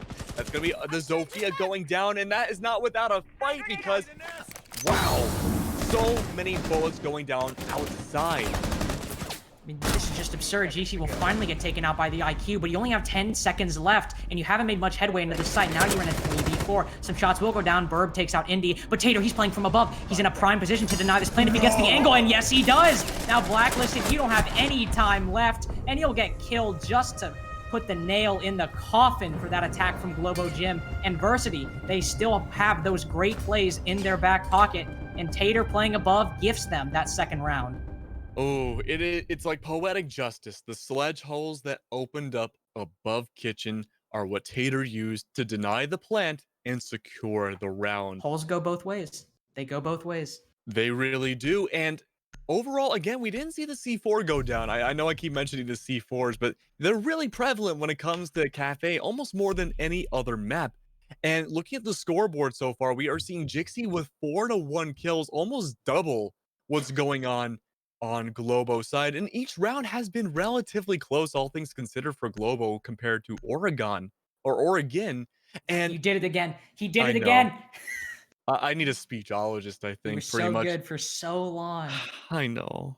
But when it comes down to it, Globo has been having really successful attacking rounds for the most part. It's those final 30 seconds where Globo kind of struggles a lot, and that's where we've seen Versity shine above the attacking team. They're able to rotate around that last second and taking advantage of it and just using the map to their advantage to win. And we had seen that with Jixie in round 1, we had seen that with Tater in round 2, and now it's up to Global Gym to make sure they can use that for round 3. Absolutely, and they're just stalling out on these attacks. And it might be problems like last time. They might not have the necessary intel to get these pushes together in a consolidated amount of time, and it's costing them. And it's seeming like we're going to have a repeat of Oregon again. They're making these critical mistakes early on, and that they might patch somewhat going into the later rounds. But if you're not patching them consistently and you're not learning from your mistakes between maps, especially when this map you're playing isn't your pick, you're going to have an extremely hard time. Remember, they picked attack. They thought, since this wasn't their map pick, they picked the side they get to start on. They clearly thought that their cafe attacks were something that were good enough that they should start on what they thought was the right foot. And so far, it's looking like more of the same. Now, to be fair though, like I mentioned before, Globo's attack has been looking a lot more solid than we had seen on Oregon. Unfortunately, it's just those last final moments of every round where they kind of fall apart a little bit. Now, it's going to be 2 flash grenades going down. I think they're going to attempt to burn the ADSs or remove anyone who is from Pillar, but it's going to be Jixie, I believe, who's in Pillar and going to rotate out. Now, it's interesting because we're going to see a little bit of aggression from inside the repelled window of Cigar, and it's up to Unapologetic to find that opening pick, but no, it doesn't work out, and Jixie just barely runs away. You're not going to take that fight if you're the Jaeger. Despite you might having one of the best guns in the game, it's just such an awkward position to try to take down, and suddenly the attackers are getting a lot more headway than we have seen before. It's going to be 2 defenders stuck inside washrooms, and we had seen the majority of the western side in the attackers' favor. And not only that, it's going to be Arik who finds the opening kill onto the Maestro, no less. The stranglehold, the anchor of all anchors. going down at the beginning of the round. Losing your maestros or losing your maestro as the opening pick, that's gonna be brutal for Versity. Thankfully, Taro managed to get refragged by Versity later on, so you won't have that IQ to spot out Blonde on the pulse or the Valk cams that Indy has thrown around the map. And True, he's got the M870. What is this? And he racks up a kill on Unapologetic. He's paying for that missed kill on the Jaeger earlier, and True's going to be the one to reap and collect that debt. And there we go, Indy. He had the C4 from below, and he's going on another flank down below. He's looking like he's going to prep a C4, and if the info comes out, he's going to blow on the attacker sky high. And yes, he is. Burb, she gets taken out by the diffuser. Arc gets the refract onto Jeeksy, but he's only got 25 HP. Blacklisted picks it up with only 45 seconds left and a man disadvantage. You're going to have an extremely tough time. Oh, and no, this is... You've got Blonde playing down below, and he spots you, and there's nowhere else to move, nowhere to breathe. And Versity, they keep picking up these rounds, and they don't look like they're going to stop anytime soon. Yeah, kind of the opposite of what we had seen the previous rounds so far. Globo played that very aggressively, and they got punished heavily. Kind of like we had seen before, it seems like the drone game was a little off. They droned initially in the beginning like we had seen, but from then on, they kind of just relied on their guns and pretty much what they could see with their eyes to go forwards. And, you know, moments like Unapologetic being taken down by an from the shotgun on Bandit, that's something you normally need to drone out first. A lot of the time you do see a shotgun inside washroom, and it just seems like it wasn't droned out. They kind of just relied on thinking, hey, okay, there's no mute, so there must not be a shotgun. But instead, for reading in Fireplace, we see the Legion 6th pick into the Mira pick. Now, I guess there's a blue moon outside tonight, Lynx, because we don't see Mira too often. No, we certainly don't. She's starting to slowly creep back into the meta as other operators have taken her place for the most banned, but she still is banned quite frequently. But we do see some teams pull out. Usually, every team probably has a Mira strat. Maybe not many at this point, but pretty much every team will have at least one strat that involves Mira, despite the fact she's banned that often. And again, just going back into the previous round, Versity are continuing to show that great coordinated play. We don't often see that a hold downstairs that effectively or that consolidated. You had the Pulse and the Valkyrie both playing downstairs to deny the plant. And that just, again, goes to show Globo, they're not able to take out those roamers. We saw glimpses of it the very first map where Unapologetic was watching basement main stairs in Oregon. But again, there were two people down there, and neither got dealt with until it was too late, and they ended up winning the round for Versity. They need to patch these problems and stop the bleeding, because it's just going to be another Versity map if this is what's going to be the trend. Absolutely. Now, I'm curious about True's upstairs defense with this mirror window. It's going to be facing inwards towards the western side of Freezer, and it's going to be Blonde who finds Taro first, but even then, that mirror is a really interesting choice, and I'm curious to see how that's going to play out, because it makes a lot of sense. I just can't imagine a lot of the attackers going into Freezer too often, other than maybe trying to roam clear someone inside of Freezer. But I could be wrong. It might just be something I need to visualize. But the IQ goes down immediately. And when you have such a gadget or, you know, device utility heavy defending team on the board, that is not an operator you want to lose in the beginning, especially running the commando. Taro has gone 1-4 so far. Her gadget play has been really on top, but it's gonna be Blonde who finds that double kill onto Arc, and you lose out on your sledge. And it's gonna be Blacklisted who finds the refrag, but even then, you lose out on your dock at the cost of the sledge and your IQ. That's a really good trade for Versity's favor. Blonde certainly putting in the work on that dock, taking the sledge and the IQ out, as you said. That's a major blow to the attack. IQ being taken out means you won't have the ability to spot those Valk cams as easily. And sledge being taken out, that's your main source of soft destruction. Something we saw plenty of the first time Globo attacked this site. And the very first time they attacked it, Versity ended up taking the round. And with a 3v4, Blonde certainly came on top of that trade, and Globo, they're going to have an extremely difficult time. They're not taking map control that effectively. Unapologetic will get one kill onto Jeeksy, who's been fragging out for Versity in these past two maps, and Tater responds with another one onto Blacklisted. The Nomad and Unapologetic now at 5 HP. This is looking like a Versity round. Well, it's almost all over but the crying. There's still a possible chance they could pull this out, but it would require a plethora of mistakes coming out from Versity. You throw the Hibana, fire some shots onto maybe a Valk cam, but either way, no shots will land. Either way, C4 will fly out, but it won't connect to anybody. Now all the defenders have to do is wait. They have this mirror set up, watching into dining to see if anybody pushes from mining. And it's looking like this same separate push we've seen from Globo. Oh, Burb! What a shot! She just nails the Mozzie through the wall, and that might be the play they need. Unapologetic picks up one more, and now it's just true. That's the kind of hero plays you need. And Unapologetic, they grind out what probably should not have been a round win from Globo, but it'll be their first one in this map. Yeah, what a really nice set, very nice few final seconds of that round. Burb, her getting that shot through the washroom walls, going on to that Mozzie is really impressive to see. I don't want to say it was luck, but that was a really good pre-fire. It was something. It was something. It was something. It was a really good pre-fire, all things considered. And just one thing led to another, and it really threw off the positioning for Versity's side. Now we will be returning to Kitchen once more, and we are seeing the Wamai come out this time instead of the Kaid. Now we do see Indy 6 tick away from the Bandit into seemingly not the Bandit, going to be into the Valkyrie. And this is a much different setup we had seen defending wise than we had seen before. Blonde now on the dock, no Kaid on the board, but instead we're trading that out for a Valkyrie. And again, no fat coming out from Globo's side.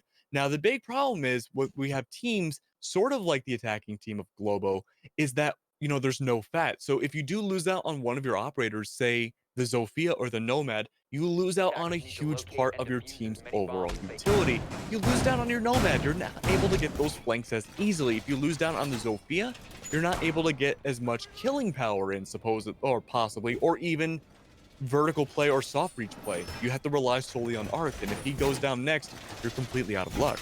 Well, yeah, and to compound on that point, they haven't been bringing breach charges on IQ or Zofia. So when Arc went down on that sledge, that genuinely was their only source of soft destruction, unless they wanted to dedicate a couple lifelines to opening up some holes.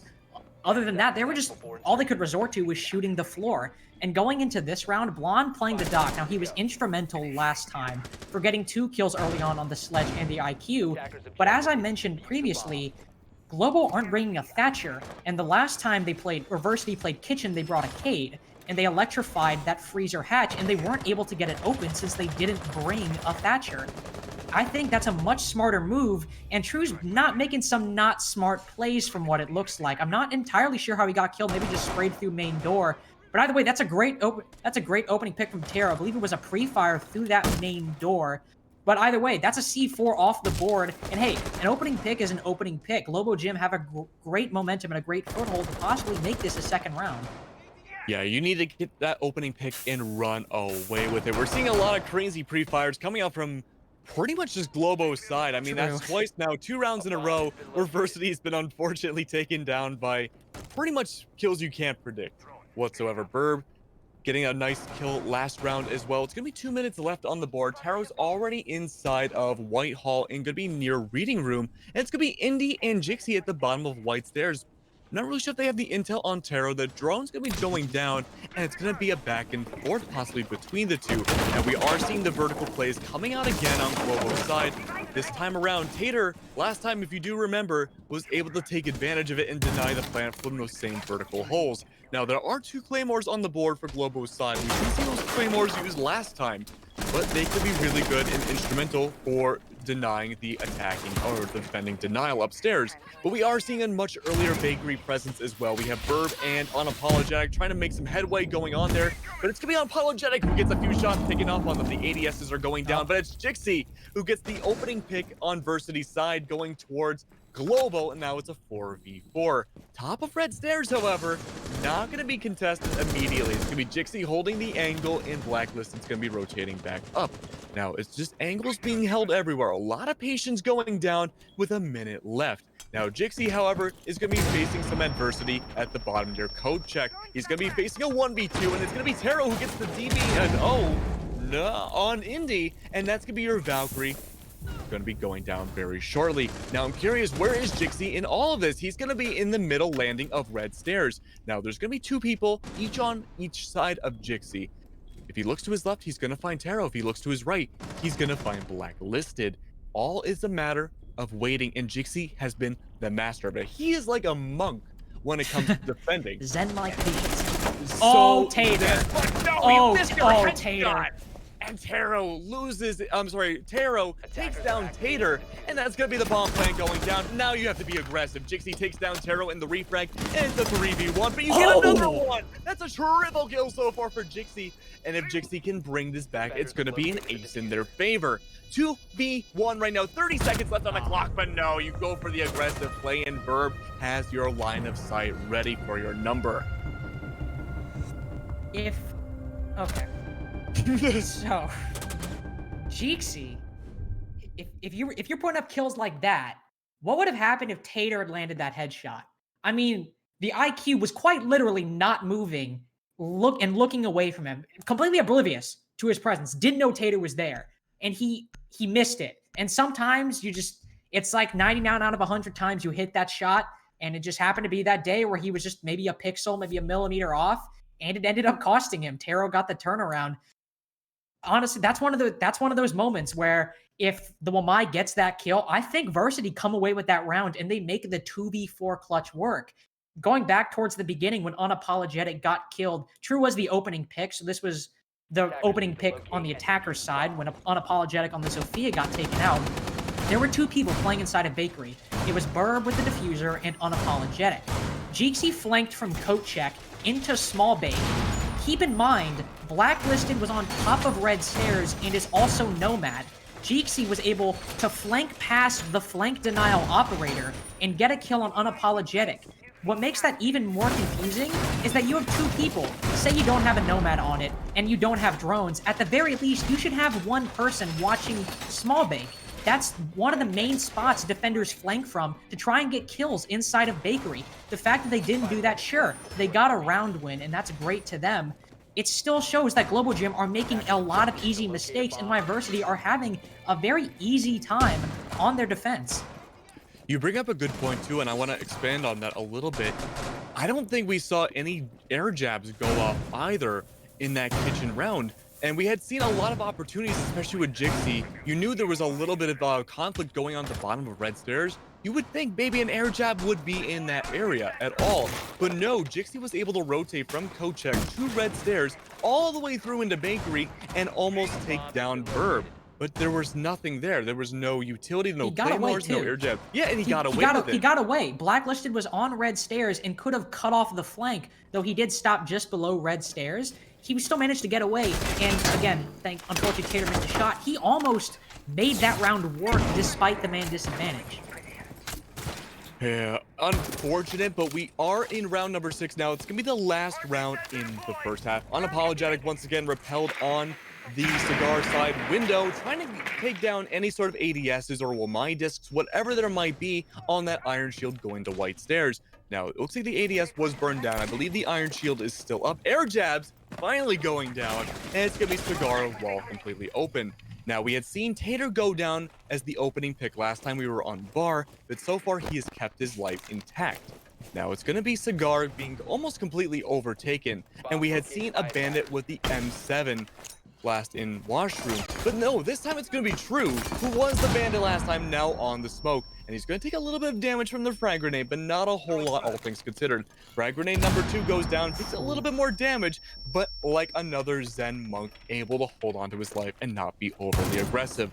It's going to be Unapologetic, however, who wants to make that opening peek, but it's going to be True, who backs out and realizes, hey, this might not end very well. And again, Tater goes down first, probably the same angle as last time. Unapologetic taking down Tater, and you lose out on one of your biggest anchors. And from there, it's a snowball effect. It's going to be a 5v2, 5v1, and it's going to be True, the last one alive, stuck inside washrooms. Now, True does take down Unapologetic, but you're down still to a 4v1. You have a shotgun, an SMG-11. That won't make the cut. Globo Jim able to take another round, and that's going to be the second half going forwards. I think that round from Versity can be summed up by something I noticed. For whatever reason, I don't know why he had this angle for a second. True was just prone in the middle of white hallway with that M59 shotgun. I'm not entirely sure why he did that. It didn't make that much sense, or like there was that much coordination in there. Normally, you see someone holding that close angle with the bathroom, and that's kind of definitive of that round as a whole. Versity seemed kind of uncharacteristically disoriented by the attack. We've never seen such a dominant performance from Globo. Only one kill was landed by Versity that round, and it was at the very end, once it was already a 1v5. Now, again, that's one round out of pretty much the entire series where Versity have looked to be on top of all their bases and covering pretty much everything at a basic fundamental level of Rainbow Six Siege. But going into their attack, if that starts to be the norm, you might see Globo pick up some more rounds. Again, it's even at the half, and now they're going into the defense. Globo, they're looking good that they might be able to continue this same momentum that they've built up in the past couple rounds. What's really important about this round is that Globo needs to recognize what they did to win the previous round and make sure it doesn't happen to them. A lot of that defense on Versity's side fell apart because of Cigar and Washrooms. It was True who gave it up really easily and, waltzed into Washroom and held on to it, but he gave it up pretty much at the first, or I guess if you're counting the frag grenade, second time progression and rotated back. That allowed Unapologetic to walk into Washrooms perfectly fine and get that angle on the Tater, and it just snowballed from there. But it looks like this time around we are going to see the Womai on Cigar that we're really used to seeing. It's going to be the Mute as well on the shotgun, waiting inside Washrooms. This is a much more standard defense that we normally see on Bar, and it's going to be Unapologetic right off the bat, losing more than half of his health from the very beginning of the round. I don't even think 15 seconds in game have gone by yet, and already you're not in a bad... Oh, it was team damage, even worse. Not a great look for the beginning of the second half. So even then, not a great beginning. Let's talk Globo up, and putting your top fragger down to 50 HP certainly is a good endorsement or warrant for what I said for the past 30 to 45 seconds. But hey, still 2 minutes and 10 seconds left in the round. They still got time to impress me. Jeeksy has brought out an op we haven't seen pretty much this entire matchup, the Buck. Since this is Cocktail, he can do a lot of soft destruction from below, and that's usually what we see Buck do on Cafe. Jeeksy will continue to do it. Burb currently sitting up top on that Cocktail bar, while Unapologetic picks up the first kill on the Blonde, the Zofia. Now that's your lifelines taken out, both destructive and concussive. Burb as well. She takes down Jeeksy, and that's the Buck. No more soft destruction from below. And Versity's attacks have been repelled very effectively so far. It's now a 5v3 they find themselves in. Blacklisted just sitting on White Stairs Landing. Hasn't met much resistance. And True, he sees Unapologetic through that broken barricade in the window, and he takes him out. But that Jaeger was at 50 HP. Odds are he wasn't going to have the best impact that round unless the attack got sloppy. Now in a 4v3, True will use an exothermic to open the hatch since all other options for self-destruction have been taken out. And this is still a Globo Gym round. Despite Indy being on Repel and attackers being in solid positions that they need, they also lack an immense amount of map control. And that's exactly how Globo Gym can win this round, by denying it to them. Now, keep in mind, Unapologetic took a lot of team damage in the prep phase, and even then managed to take down Blonde. That's a really, I guess, straight, all things considered, and it was True who ended the life of Unapologetic. But with 50 seconds left, we're seeing a huge standstill from Versity right now, and it seems like they're having a huge time kind of figuring out what to do next. There's 45 seconds left now, and they're seeing a lot of the defenders still having the majority of the map control. The IQ is looking around on the utilities, trying to figure out where is the best point of entry, but not having a whole lot of luck. The Echo is hiding around in a little bit of a dicey area near Cocktail Balcony, but even then, just barely not enough for the IQ to take any damage. 20 seconds left. That diffuser's still nowhere near the site, and it's going to be Tater who rushes in and takes down Burb. And there we go, the aggression that we love to see. It's going to be a back and forth 2v2, 2v1 somewhere, and that's going to be Blacklisted who takes down Indy. No. And now we're down to a 1v1, okay. 4 seconds left. Where's that diffuser? Blacklisted better plant that as soon as you can, but it's going to be right above. Not able to find it, and it's going to be Globo Gym who takes another round, taking the lead in the second half. If you had just even an extra second time, that Thermite could have vaulted on top of, what are those, desks? I don't even know what those are, really. Yeah, like bars, like bar stools, counters. Counters, that's what it is. They're counters. And you could have gotten the plan. We have seen that happen in Pro League before, but just a few seconds too little. But wow, what an explosive end to that round. I mean, for certain. I'm not entirely sure how. I mean, so the way sound propagates in this game, it kind of layers on top of each other. That's why you saw Tater on the IQ when he was rappelling in, tap firing his G8 because it covers up the sound of him rappelling in, which is why the Echo got caught off guard. Normally, when somebody rappels in with that amount of time left, all you really need is a pre-fire, and that attacker is pretty much dead. He's not going to do any impact. But Tater layering that sound and making it difficult for the Echo to discern if he was repelling in or not is how they got that foothold going in. And Varsity looked like they had a shot for a second when I believe it was True on the Thermite dropped down from New Hatch. He encountered the Wamai, who was facing the complete opposite direction. But despite the fact that there was still only 1 HP left on Blacklisted, he dropped down, and at that point, they had so much info in sight, he just put a shotgun through the floor, and the Thermite was a dead man. Good job on Versity, almost being able to pull it back by getting those frags.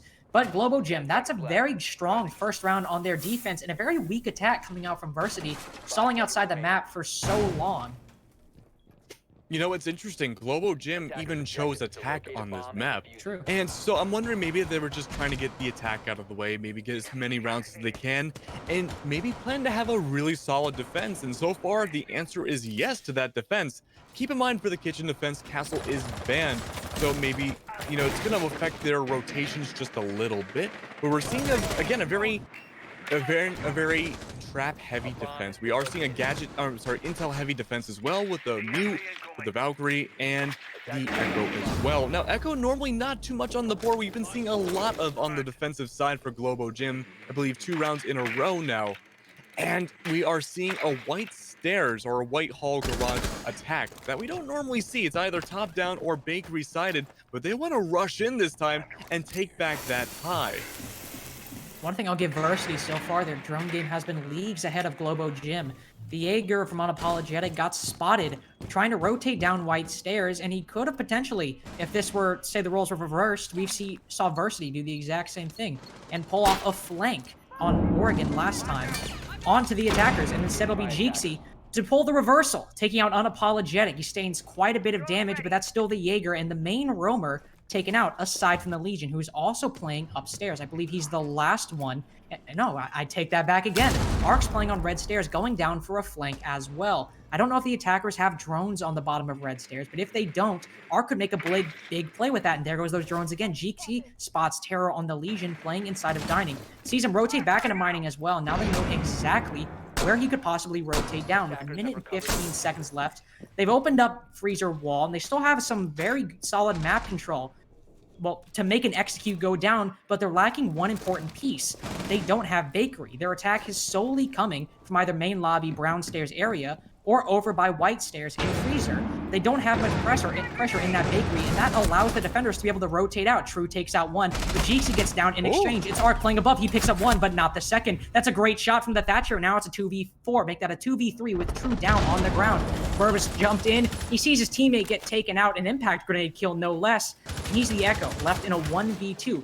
He has his Yokais, which if the attackers pick up the diffuser... Oh, my bad. We've been calling it Burb he this whole time, so I apologize for that, by the way. Burb, she'll be watching down over by Long Bar, and as Tater tries to get the plant down, this is Echo. She can deny plants. This is exactly her job. But Blonde, he's watching that rotate. He knows that Echo crosses, and with the diffuser down, you now only have 33 seconds to make this work, and you can't make it work without a head. Blonde takes it off, and Versity stop the bleeding, and they get their first round on attack. Blown away sky high. Very quick peek coming out from Blanca to secure the round, and suddenly it's tied once again. Definitely a very unconventional attack coming out from Versity, and that's what you need to do against Globo. Going for standard attacks clearly does not work, because so far we've been seeing, you know, that standard attack not work well on Bar, but working well on Kitchen. And it's going to be Reading and Fireplace going for the tertiary site. Now, Terror right now 7-7, and it's going to be 8-8 for, I believe, Burb. Oh, I'm sorry, Unapologetic 8-6. Going to be kind of going neck to neck with Jeeksy right now. And so far, both have been doing a very good job about getting those opening picks, and sometimes even the opening and final picks in the same exact round. Now, going the Fireplace again, one of the highest skill ceilings in all of Siege about attacking and defending it. You have a lot of options when it comes to attacking and defending. You can either play solely upstairs, solely downstairs, or even play a little bit of all 3. floors. Now, it looks like we are seeing a little bit of a split between the middle floor and the top floor. We do have two ADSs going down, and it looks like it's going to be unapologetic, holding on the bar and cocktail, looking for those lines of sights. Now, when we had seen Fireplace being played on Versity's defense, we had the mirror go down on not only Fireplace wall going towards white, but we also had it on Freezer Wall going towards Cigar. Now, Lynx, I'm not sure about what you think, but I didn't really think those mirrors brought a lot to the round. I actually have to disagree. What Mira does, whether or not your mirrors are actually utilized very extensively, they put some uncertainty and fear into the attackers. Just by you seeing a black mirror on the board, even if there's no defenders behind it, it makes the attackers a lot more cautious because there's that threat that the defender could peek around and could be looking at you at that very moment. So even if, again, there's nobody playing behind to get a frag, it still wastes an ample amount of time, especially combined with a mute on the board. I'm not sure if Versity brought it, but if you have a mute on the board, you can make droning out those mirrors exponentially harder, increasing that uncertainty that the attackers face. So I think the mirrors, whether or not they had a good view, actually did quite a lot, though they did end up losing that round for, well, an insane shot by Burb, to say the least. I think they were very solid to bring out. I definitely respect your opinion. And I think, you brought up a really good point that I didn't think about as well. But now with 2 minutes left on the board, it's 4v4 between the two teams. There's no mirror this time around, no uncertainty this time, but the more uncertainty that we see this round is going to be blonde inside mining. Now, mining, depending on how a lot of the attacks go, is either completely used by almost every attacker, or it's seldom used and neglected. Now, this time around, looking like it's going to be a little bit neglected on the defending side, but it's going to be heavily used for Versity. Now, Versity does have two bodies inside of mining, and Unapologetic is kind of starving a little bit. He's not finding any bodies, and no people are peeking him, but it's going to be, again, a little bit of action going down inside of mining, and there we go. Someone's inside Cigar, but Unapologetic wants blood. He's going to peek towards Cigar and try to find whoever is trolling around there, but he's not going to have too much success just yet. And that person's going to be Tater, droning out and proned away right now. It's going to be Taro playing underneath as well with a C4, waiting for Taro to make, for Tater to make the wrong move. And no, not even that. It's going to be Indy, who is right above. Or could go down, and looking like it's not going to happen just yet. But at any moment, this attack inside mining could be quite explosive. This is something you don't see very often. True, the Thermite, who's used none of his exothermics, by the way, is currently on roam clear. Down on the very first floor, Taro, who's holding the angle to prep, will meet him. Jeeksy as well, they're going for a great pinch, and there goes the Valkyrie. No C4 from below, and that unorthodox push through mining and Fireplace might just work out. Arc takes out Tater, but the plant's still going down by Blonde. It's almost down, Smoke will come out, but he has the ability to stick it, and there it goes. Post plant for the attackers, despite they lose 2 on White Stairs. Great play by Blacklisted, but this is still in the favor of the attackers. Plant's gone down inside a Fireplace, and they've taken their post-plant positions. One will be spotted. Oh, Blonde! He's on death's doorstep right now, and he just spots one on top of White Stairs, but he's one shot. He manages to down one, and the other as well. You don't even have to worry about health if you've got the M762 and a bit of luck on your side. And Versity, despite the fact they've looked a bit shaky, managed to take the lead on an attack from Mining, Train, and Fireplace. Overall, a really solid round from Versity. They were able to use that mining room again. I feel like we don't see mining a whole lot very much when it comes to reading in Fireplace. Most of the time it's top down, and that's what Globo was definitely expecting with that dock pick, hiding around in bar for the majority of the round. They were waiting around for it, but it was kind of a distraction having Tater just sit there inside Cigar and just make the dock become very impatient, and it worked out super well. Meanwhile, while all that is going down, that C4 was prepped up and ready for mining, but it was Jixie who came in and saved the day and made sure that wasn't possible, and one thing led to another. Diffuser plant went down, and that round went to Versity's favor, and that's gonna be 2 rounds in a row now for Versity. That tie, long gone, but only still 1 point ahead. That round is a great example of where Versity's strengths and Globo's weaknesses overlap. Versity, they're able to clear out those roamers, despite the fact that, True didn't use any of his exothermics, so he didn't really need to based on the attack. Him and Jeeksy pulled out a great pinch on the roamer down below, and if that had gone unpunished and they just left the Valkyrie there, I'd imagine we'd be looking at a Globo Gym round. You had two people stacked inside of Train, and that easily could have killed one, if not both, or at the very least damaged both heavily. But instead, they droned out the Valkyrie down below, and they managed to pinch her, and they went on with the round. Globo Gym showed that they weren't able to do that on their attack, and Versity, they're carrying those principles that Globo Gym lack into their attacks. And I think if they continue employing that, again, while they looked weak early on, they're making a great case for why they can close out this game. Absolutely, but they actually need to close out this game. So far, they are a map behind Versity. They had won against Global Gym on Oregon, and now they're only 2 rounds away from securing a 2-0. And right away, we do see Apologetic at the bottom of White Stairs looking around to see if anyone's going to come in through main lobby. The answer to that is going to be no, but they're really well prepared for it. Unapologetic is going to be playing an interesting angle, possibly going to find the head of Blacklisted. Now, True had bad luck on the mute as well with the pre-firing, but this time around, Blacklisted is still alive. Yeah, this could go either way, but it's gonna be Blonde who finds Blacklisted, and Indy finds Unapologetic. You lose down on your mute and your Jaeger. That's 2 of your biggest stallers really on your team, besides the Wamai and the Maestro, going down. Now, that's not the first time we've seen early picks go on the defense, especially when it comes to this bomb site. But hey, you know what? On the bright side, Lynx, it's not the Maestro going down first. That's true. You still got your Maestro and your Echo, 2 incredibly strong operators on the defense, and Wamai as well. Those magnets will continue developing. Well, Burb's career is going to stop developing for this round. She'll be taken out down from below. And Versity, they now find themselves up 3 men in a 2v5, them being the 5, obviously. Taro playing on New Balk. It is a bit of an aggressive position, but thankfully much of the attack is coming from the east side and Skylight. Arc playing inside of Freezers, holding the rotate up White Stairs in case the attack make their push from there. But Versity, they still have 1 minute and 10 seconds. They don't have to get too aggressive with this. But one will repel on Cocktail Balcony, and the aggression finally comes out. Marks will as well. Terra won't be able to land the shots. Tater has repelled in alongside the Ash, and he's put down to 25 HP. They know someone is up Skylight, but they're not able to get the angle on them. Drew's just holding the rotate to make sure nobody can push out of Freezer. It's only a matter of time before the plant goes down. They're waiting for Blonde to repel up on that east side repel. Drew drops down New Balcony and gets the kill on the Maestro, and it's all but over for Globo Gym. And there we go. It's a flawless round to finally end it. And Versity bringing it to match point and series point. Series point indeed against Globo Gym. Globo Gym has had such a great streak on this second half so far, but it's been shut down by 3 rounds in a row on Versity's side. They're starting to lose that momentum again. They were doing such a good job, but Versity has adapted around it so far. They're playing coordinated, but they're playing separated again. We're seeing a lot of action going down on the east side, but then when Globo is not expecting it, there's people like Jixie dropping down the hatch and taking down your Maestro. Now, again, like you mentioned before, Maestro was playing a very aggressive angle, and while that may have not been the play in of itself, it was definitely a good form of adapting around what they were expecting from the east side.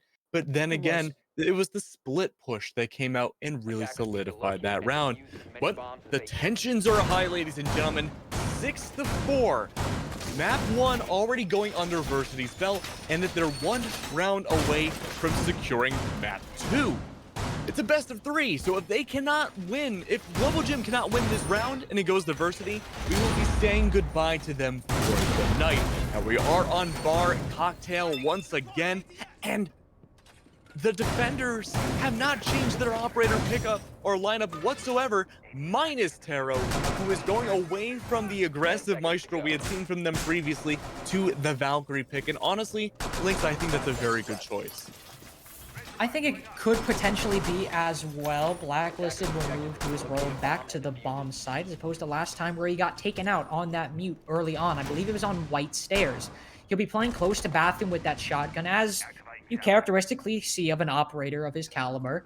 And Taro getting added to that list of roamers, I mean, he's not top fragging, but he's certainly pulling his weight, and we've seen him play off similar roles before. And Unapologetic, he did get taken out early. So if I were Globo Gym, I'd try and play them a little bit closer together. Unapologetic was left all on his lonesome downstairs and on brownstairs, and he got taken out just by a well-placed drone and a crossfire. It was the Zofia from Blonde to take him out last time, but if Unapologetic and Taro play in sync, you might see some greater, or I'd say greater caliber of roam play coming out from Globo Gym. And it looks like the... Oh, my bad. What? Oh! No, it's all good, but what kind of push was that? Jixie's just solo pushing up white stairs. Blacklisted playing a bit further down will take her head clean off. And hey, that's the roam game coming up from Globo Gym, already paying dividends. Yeah, I mean, dividends indeed. That's Jixie going down, and Jixie has been a very solid attacker for the majority of this second half. And it's going to be, whoa, from across the cafe, Taro finds Indy, and that's going to be another one down for Versity. You lose down on the EMPs from the Thatcher. I don't believe anywhere down so far, but Blonde finally claps back and takes down Unapologetic. You lose down on your Jaeger, but the cost of the Ash and the Thatcher is, I would say, not very even. That is not a good trade whatsoever. So now you're kind of separated again as your attackers. You're trying to figure out what you want to do next, and the majority, or at least you have one attacker down on the floor below, trying to get some anti-vertical play, or I guess some vertical play going down up, but those defenders are still closing in on you. It's going to be Blacklisted and Taro, who have at least an inkling of an idea that Blonde is playing from below, and it's a matter of getting that diffuser back onto the site.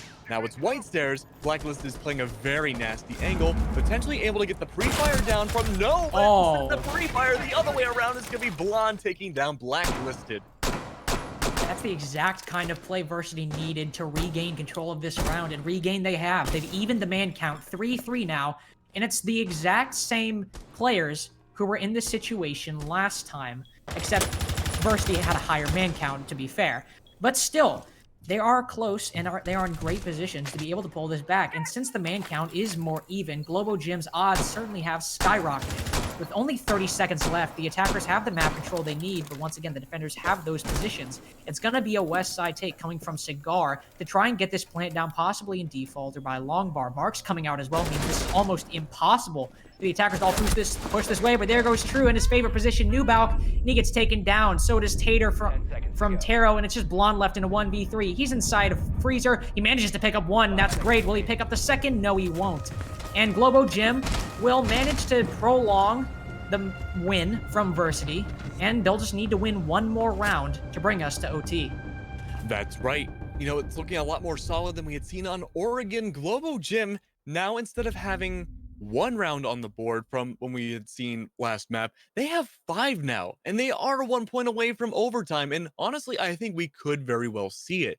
Now, we are going to be going back to reading in Fireplace once again. That did go in Versity's favor last time we had seen it on the attack, but this time around, we're seeing the defender lineup looking a lot more anchor-centric. We do see Arc on the dock, and we do see Burb now on the Echo once more, and Taro is remaining on the Valkyrie in the 6th pick. This is looking a lot more to the neck, having their cards held up close this time around, rather than the more spread out defense we had seen last time.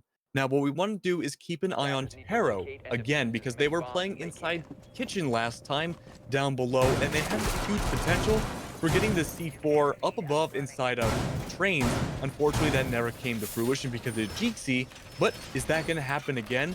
That could be the play to change how Map 2 goes down. I think it really depends. That's not the kind of attack you replicate because, I mean, let's be fair, it's not exactly complex in how you counter it. But as you said, Versity were able to pull out the counter last time and deny any C4 from below. So if that manages to go through, we could see Globo Gym pull this round and bring us to OT. But Versity haven't been shown to slip up that much, and if they do slip up, they likely don't replicate it. If they try to go for the exact same play as last time, Versity will probably close this out 7-5. We'll just have to see if Taro ends up making the rotate down below. Now, not exactly sure where the take is coming from now. Looking like a split push, some over on the east and west side, respectively. True. He was on the Thermite last time. We saw later on in the round, he didn't use a single exothermic charge. I assume they'll probably go for a different take, and we'll see him bust out 1 or 2 of those this time, maybe opening up the walls inside of Reading. Arc on the dock upstairs will be one of the defining factors for Globo Gym in this round. If Versity overpeak and take those long-range engagements, Arc has an ACOG. That's exactly on the same playing field with the attack on Versity. And we have a C4 coming out. That finds nobody. It's just Jixie outside on Repel. And I said, if Taro plays down below, he's not playing down Sonic Kitchen, but he is playing down below. His C4 won't find anybody, and that's a critical factor. Another one is Unapologetic getting taken out by Tater, a great opening pick for Versity. And based on those two events, Global Gym looks like they're losing the plot. Now, it's interesting. Ark is playing a lot more aggressively on this dock than we had seen the previous time we were on reading in the fireplace. Before, he was hanging around on balcony for the majority of the round and eventually pushing up through Cigar. This time around, he's chilling inside of Royal Hall and just waiting for someone to rotate around, because eventually that's what the IQ last time ended up doing. Now, Ark is playing on white stairs. He's waiting for any kind of rotation either straight ahead or to his right. But so far, it's being a very slow, aggressive game in Versity's favor, but it's working out that way. A minute 20 left, you lose down on Unapologetic, and Unapologetic has been doing a really good job so far, getting those kills throughout this game, now potentially being silenced for the last time this round. Of course, as I say that, it's going to be compounded upon. GC takes down Blacklisted as well. That's going to be your mute going down as one of your big anti-intels off the board. Now it's going to be Taro who spots it. I believe Jeeksy going upstairs on the top floor. Everyone else is hugging the bottom of the site except for Ark, who's playing below white stairs, waiting for someone to go down. And now we have a battle of a vertical play going up and down. Who's going to find those kills first? It could really go either way, but so far, no one's really had a luck. Not a lot of luck. Never mind, as I say that, it's going to be Blonde taking down Burb-chan, and it's now suddenly a 2v5. This could potentially be a flawless round, but as I say that, GC gets a team kill on the True, but Indy claps back and takes down Taro, and now you're down to just Ark. 20 seconds left, Diffuser going down, Jeeksy still DB&O, getting res back up, and now the Doc is putting himself in a really awkward position. He's going to go up and he's going to be surrounded. That's Versity takes it 2-0 against Globo Gym. That just sucks to Taro. He could have potentially had a big play there, and he almost did, but the team kill robbed him of that one kill. He basically almost made a big play, and he ended up getting nothing for it in terms of stats. And it looked a bit scary for Versity, but they managed to pull it back towards the end by those same coordinated, efficient attacks. And honestly, I'm not surprised. It was a bit closer than I thought, especially on Versity's map pick. But with that 7-1 on Oregon, and that was Globo's map pick, it almost seemed inevitable to a certain extent. It did seem almost inevitable, and I definitely think in the beginning of the first half on Cafe, it seemed inevitable still. But Globo Gym from rounds like 4 all the way until maybe round number 11, well, around number 7-ish, there was a streak where they got 4 rounds in a row going from the end of the first half going into the second half. And that's where it seemed like they would really shine. Keep in mind, going into the second half, it was even, I believe, 3-3. And then it became even more even going 4-4. But from then on, unfortunately, it just kind of, Versity just ran away with it at the very end, just getting round after round. And when Globo did get a single round in round 11, unfortunately, it was just too little too late by that point. Absolutely. And even though it was fairly close, we do need to keep in mind, again, no flag to Globo. They played very solid siege, and they brought it almost to overtime on Versity's map pick, and that is commendable. But a couple of those attacking rounds were based on kind of one in a million plays. I mean, you had that headshot on Tater through the wall on reading that I'm still not sure if that got droned out, but that's basically single-handedly won them the round. It's plays like that Global had a couple that ended up winning them the round. And overall, you can't rely on those to get a map victory. And while it got them a couple rounds, it didn't end up getting them the map. It was a good try, but in the end, Versity, they were just more consistent and stronger in their consistency. Very true. On the bright side, they did get a lot more rounds on the board than we had seen on True. Oregon, which was, I mean, it's not really hard to top their Oregon play either, but they did a really good job in map number 2. Unfortunately, we will have to say goodbye to them for now, and Versity will remain in that number 1 slot for the Contender series. But I believe we have an interview coming up shortly. We're working on the yes. Yep, and we will be going to a break while we get that all set up. See ya.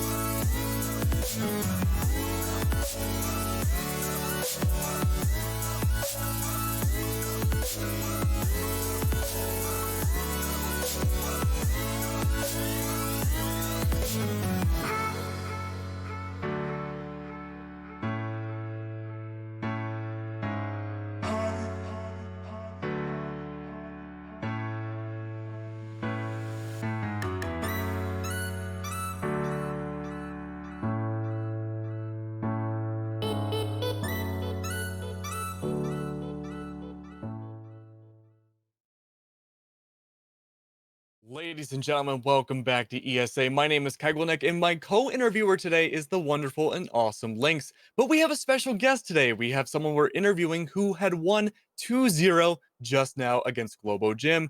Versity featuring True. True, how are you? Doing pretty good, man. Chilling. Beautiful. I mean, I would be chilling too if I just won 2-0. So we do have a few questions for you today, man. So question number one, of course, is that you guys had won on Versity 7-1, like on Oregon against Globo Gym. How was your team as a collective feeling going into map two? Uh, Confident. I mean, we felt like we had them. It was more of we just had to execute, and we kind of for the first 3 rounds we stayed on top of it, and then relaxed a little too much with some operator picks, some mess ups, and then Tater's keyboard literally exploding. So that was Oh, something. But yeah, he was crouching and it was meleeing. He was trying to go prone and he was quick leaning and all that good stuff. But we figured it out eventually. So. well, that's good. I'm glad it didn't explode too much. But I'm glad that's a really good segue into my next question. Rounds around 4 through 7, Globo Gym really started to rack up those round points on against you guys, and at least twice it was even, 3-3 and then 4-4. What was your mentality and like mindset going into that second half on it being even? We weren't too worried just because we knew that the reasons we were losing, it was all our fault pretty much. Like it was stuff we could correct. I mean, the first floor site, I'm running by reception 15 seconds into the round and I get gunned. Like that's just on me. I got to be ready for that. I got to know that's happening. I mean, it's the first time it's ever happened in my life. Like it was kind of crazy, but I mean, I got to be ready for that. Little things like we had a Mira up and we weren't playing the Mira. Like we weren't playing on the Mira in the 2v2 and just like the little things. But we cleaned it up towards the end there. You really did. You ran away with it once you started figuring out what was going wrong and adapting around it. And I wanted to touch upon that mirror as well because we were having a little bit of a debate in the cast about how effective the mirror was on reading room. And so I just wanted to see if you could walk us through the whole mindset of that strategy and whether or not you think it worked for that round. It didn't. We ended up losing the round, of course, but the it's really not so much there to get a ton of kills, but just to kind of slow the attack down. Honestly, like it's just the one facing the freezer that's just meant to slow down the guys in piano. Like you're not going to be able to run around in piano and peek the pixel spot or like get it through the trash wall real like easily or quickly rather if you're having to duck into cover every time. Otherwise, the mirror is going to hit you and that mirror on the bottom white stairs should have prevented the guy from walking down 90 and literally shooting us all in the face, but we weren't exactly playing that too well. But Yeah. oh, Well, when it comes to reading room, that's definitely one of the most difficult sites in the game, I think we could all agree to. So just kind of transforming it around and making that site super malleable in your favor. And sometimes it doesn't work out when you kind of play around with it a little too much, especially with mirrors normally not really being a competitive play too much. But Lynx, did you have any other questions as well? Uh, Overall, not particularly. Actually, well, let me think. I do have one question. There was a lot of bandit play on both sides, and that's something that as you move higher up in the tiers of comp, you don't see as often. You might see a mute or a Cade get play, but is and maybe we saw it more on Globo Gym, but I still was it your team Versity that had the bandit M870?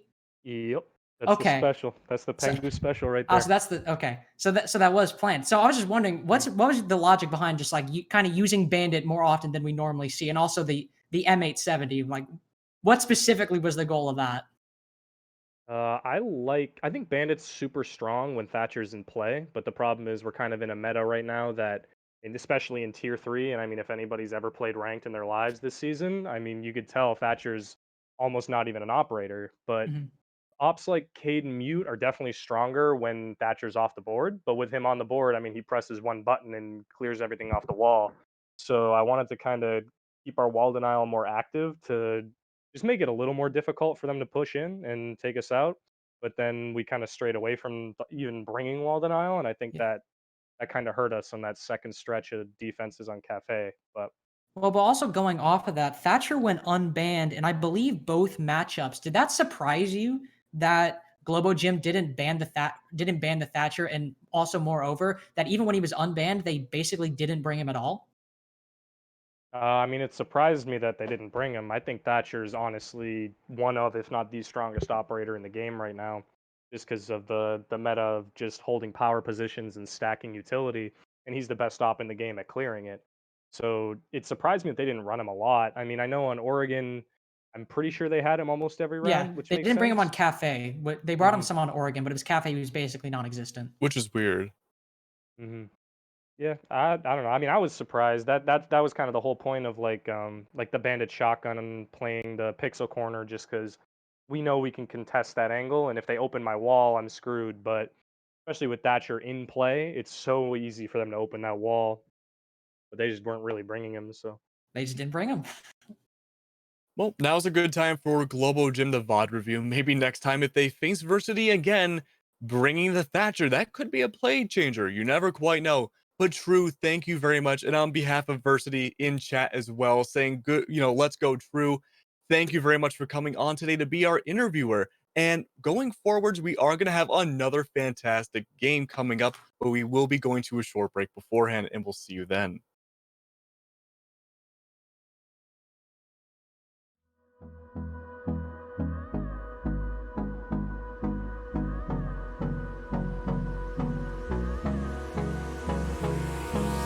Hold me close till I get up. Time is barely on our side.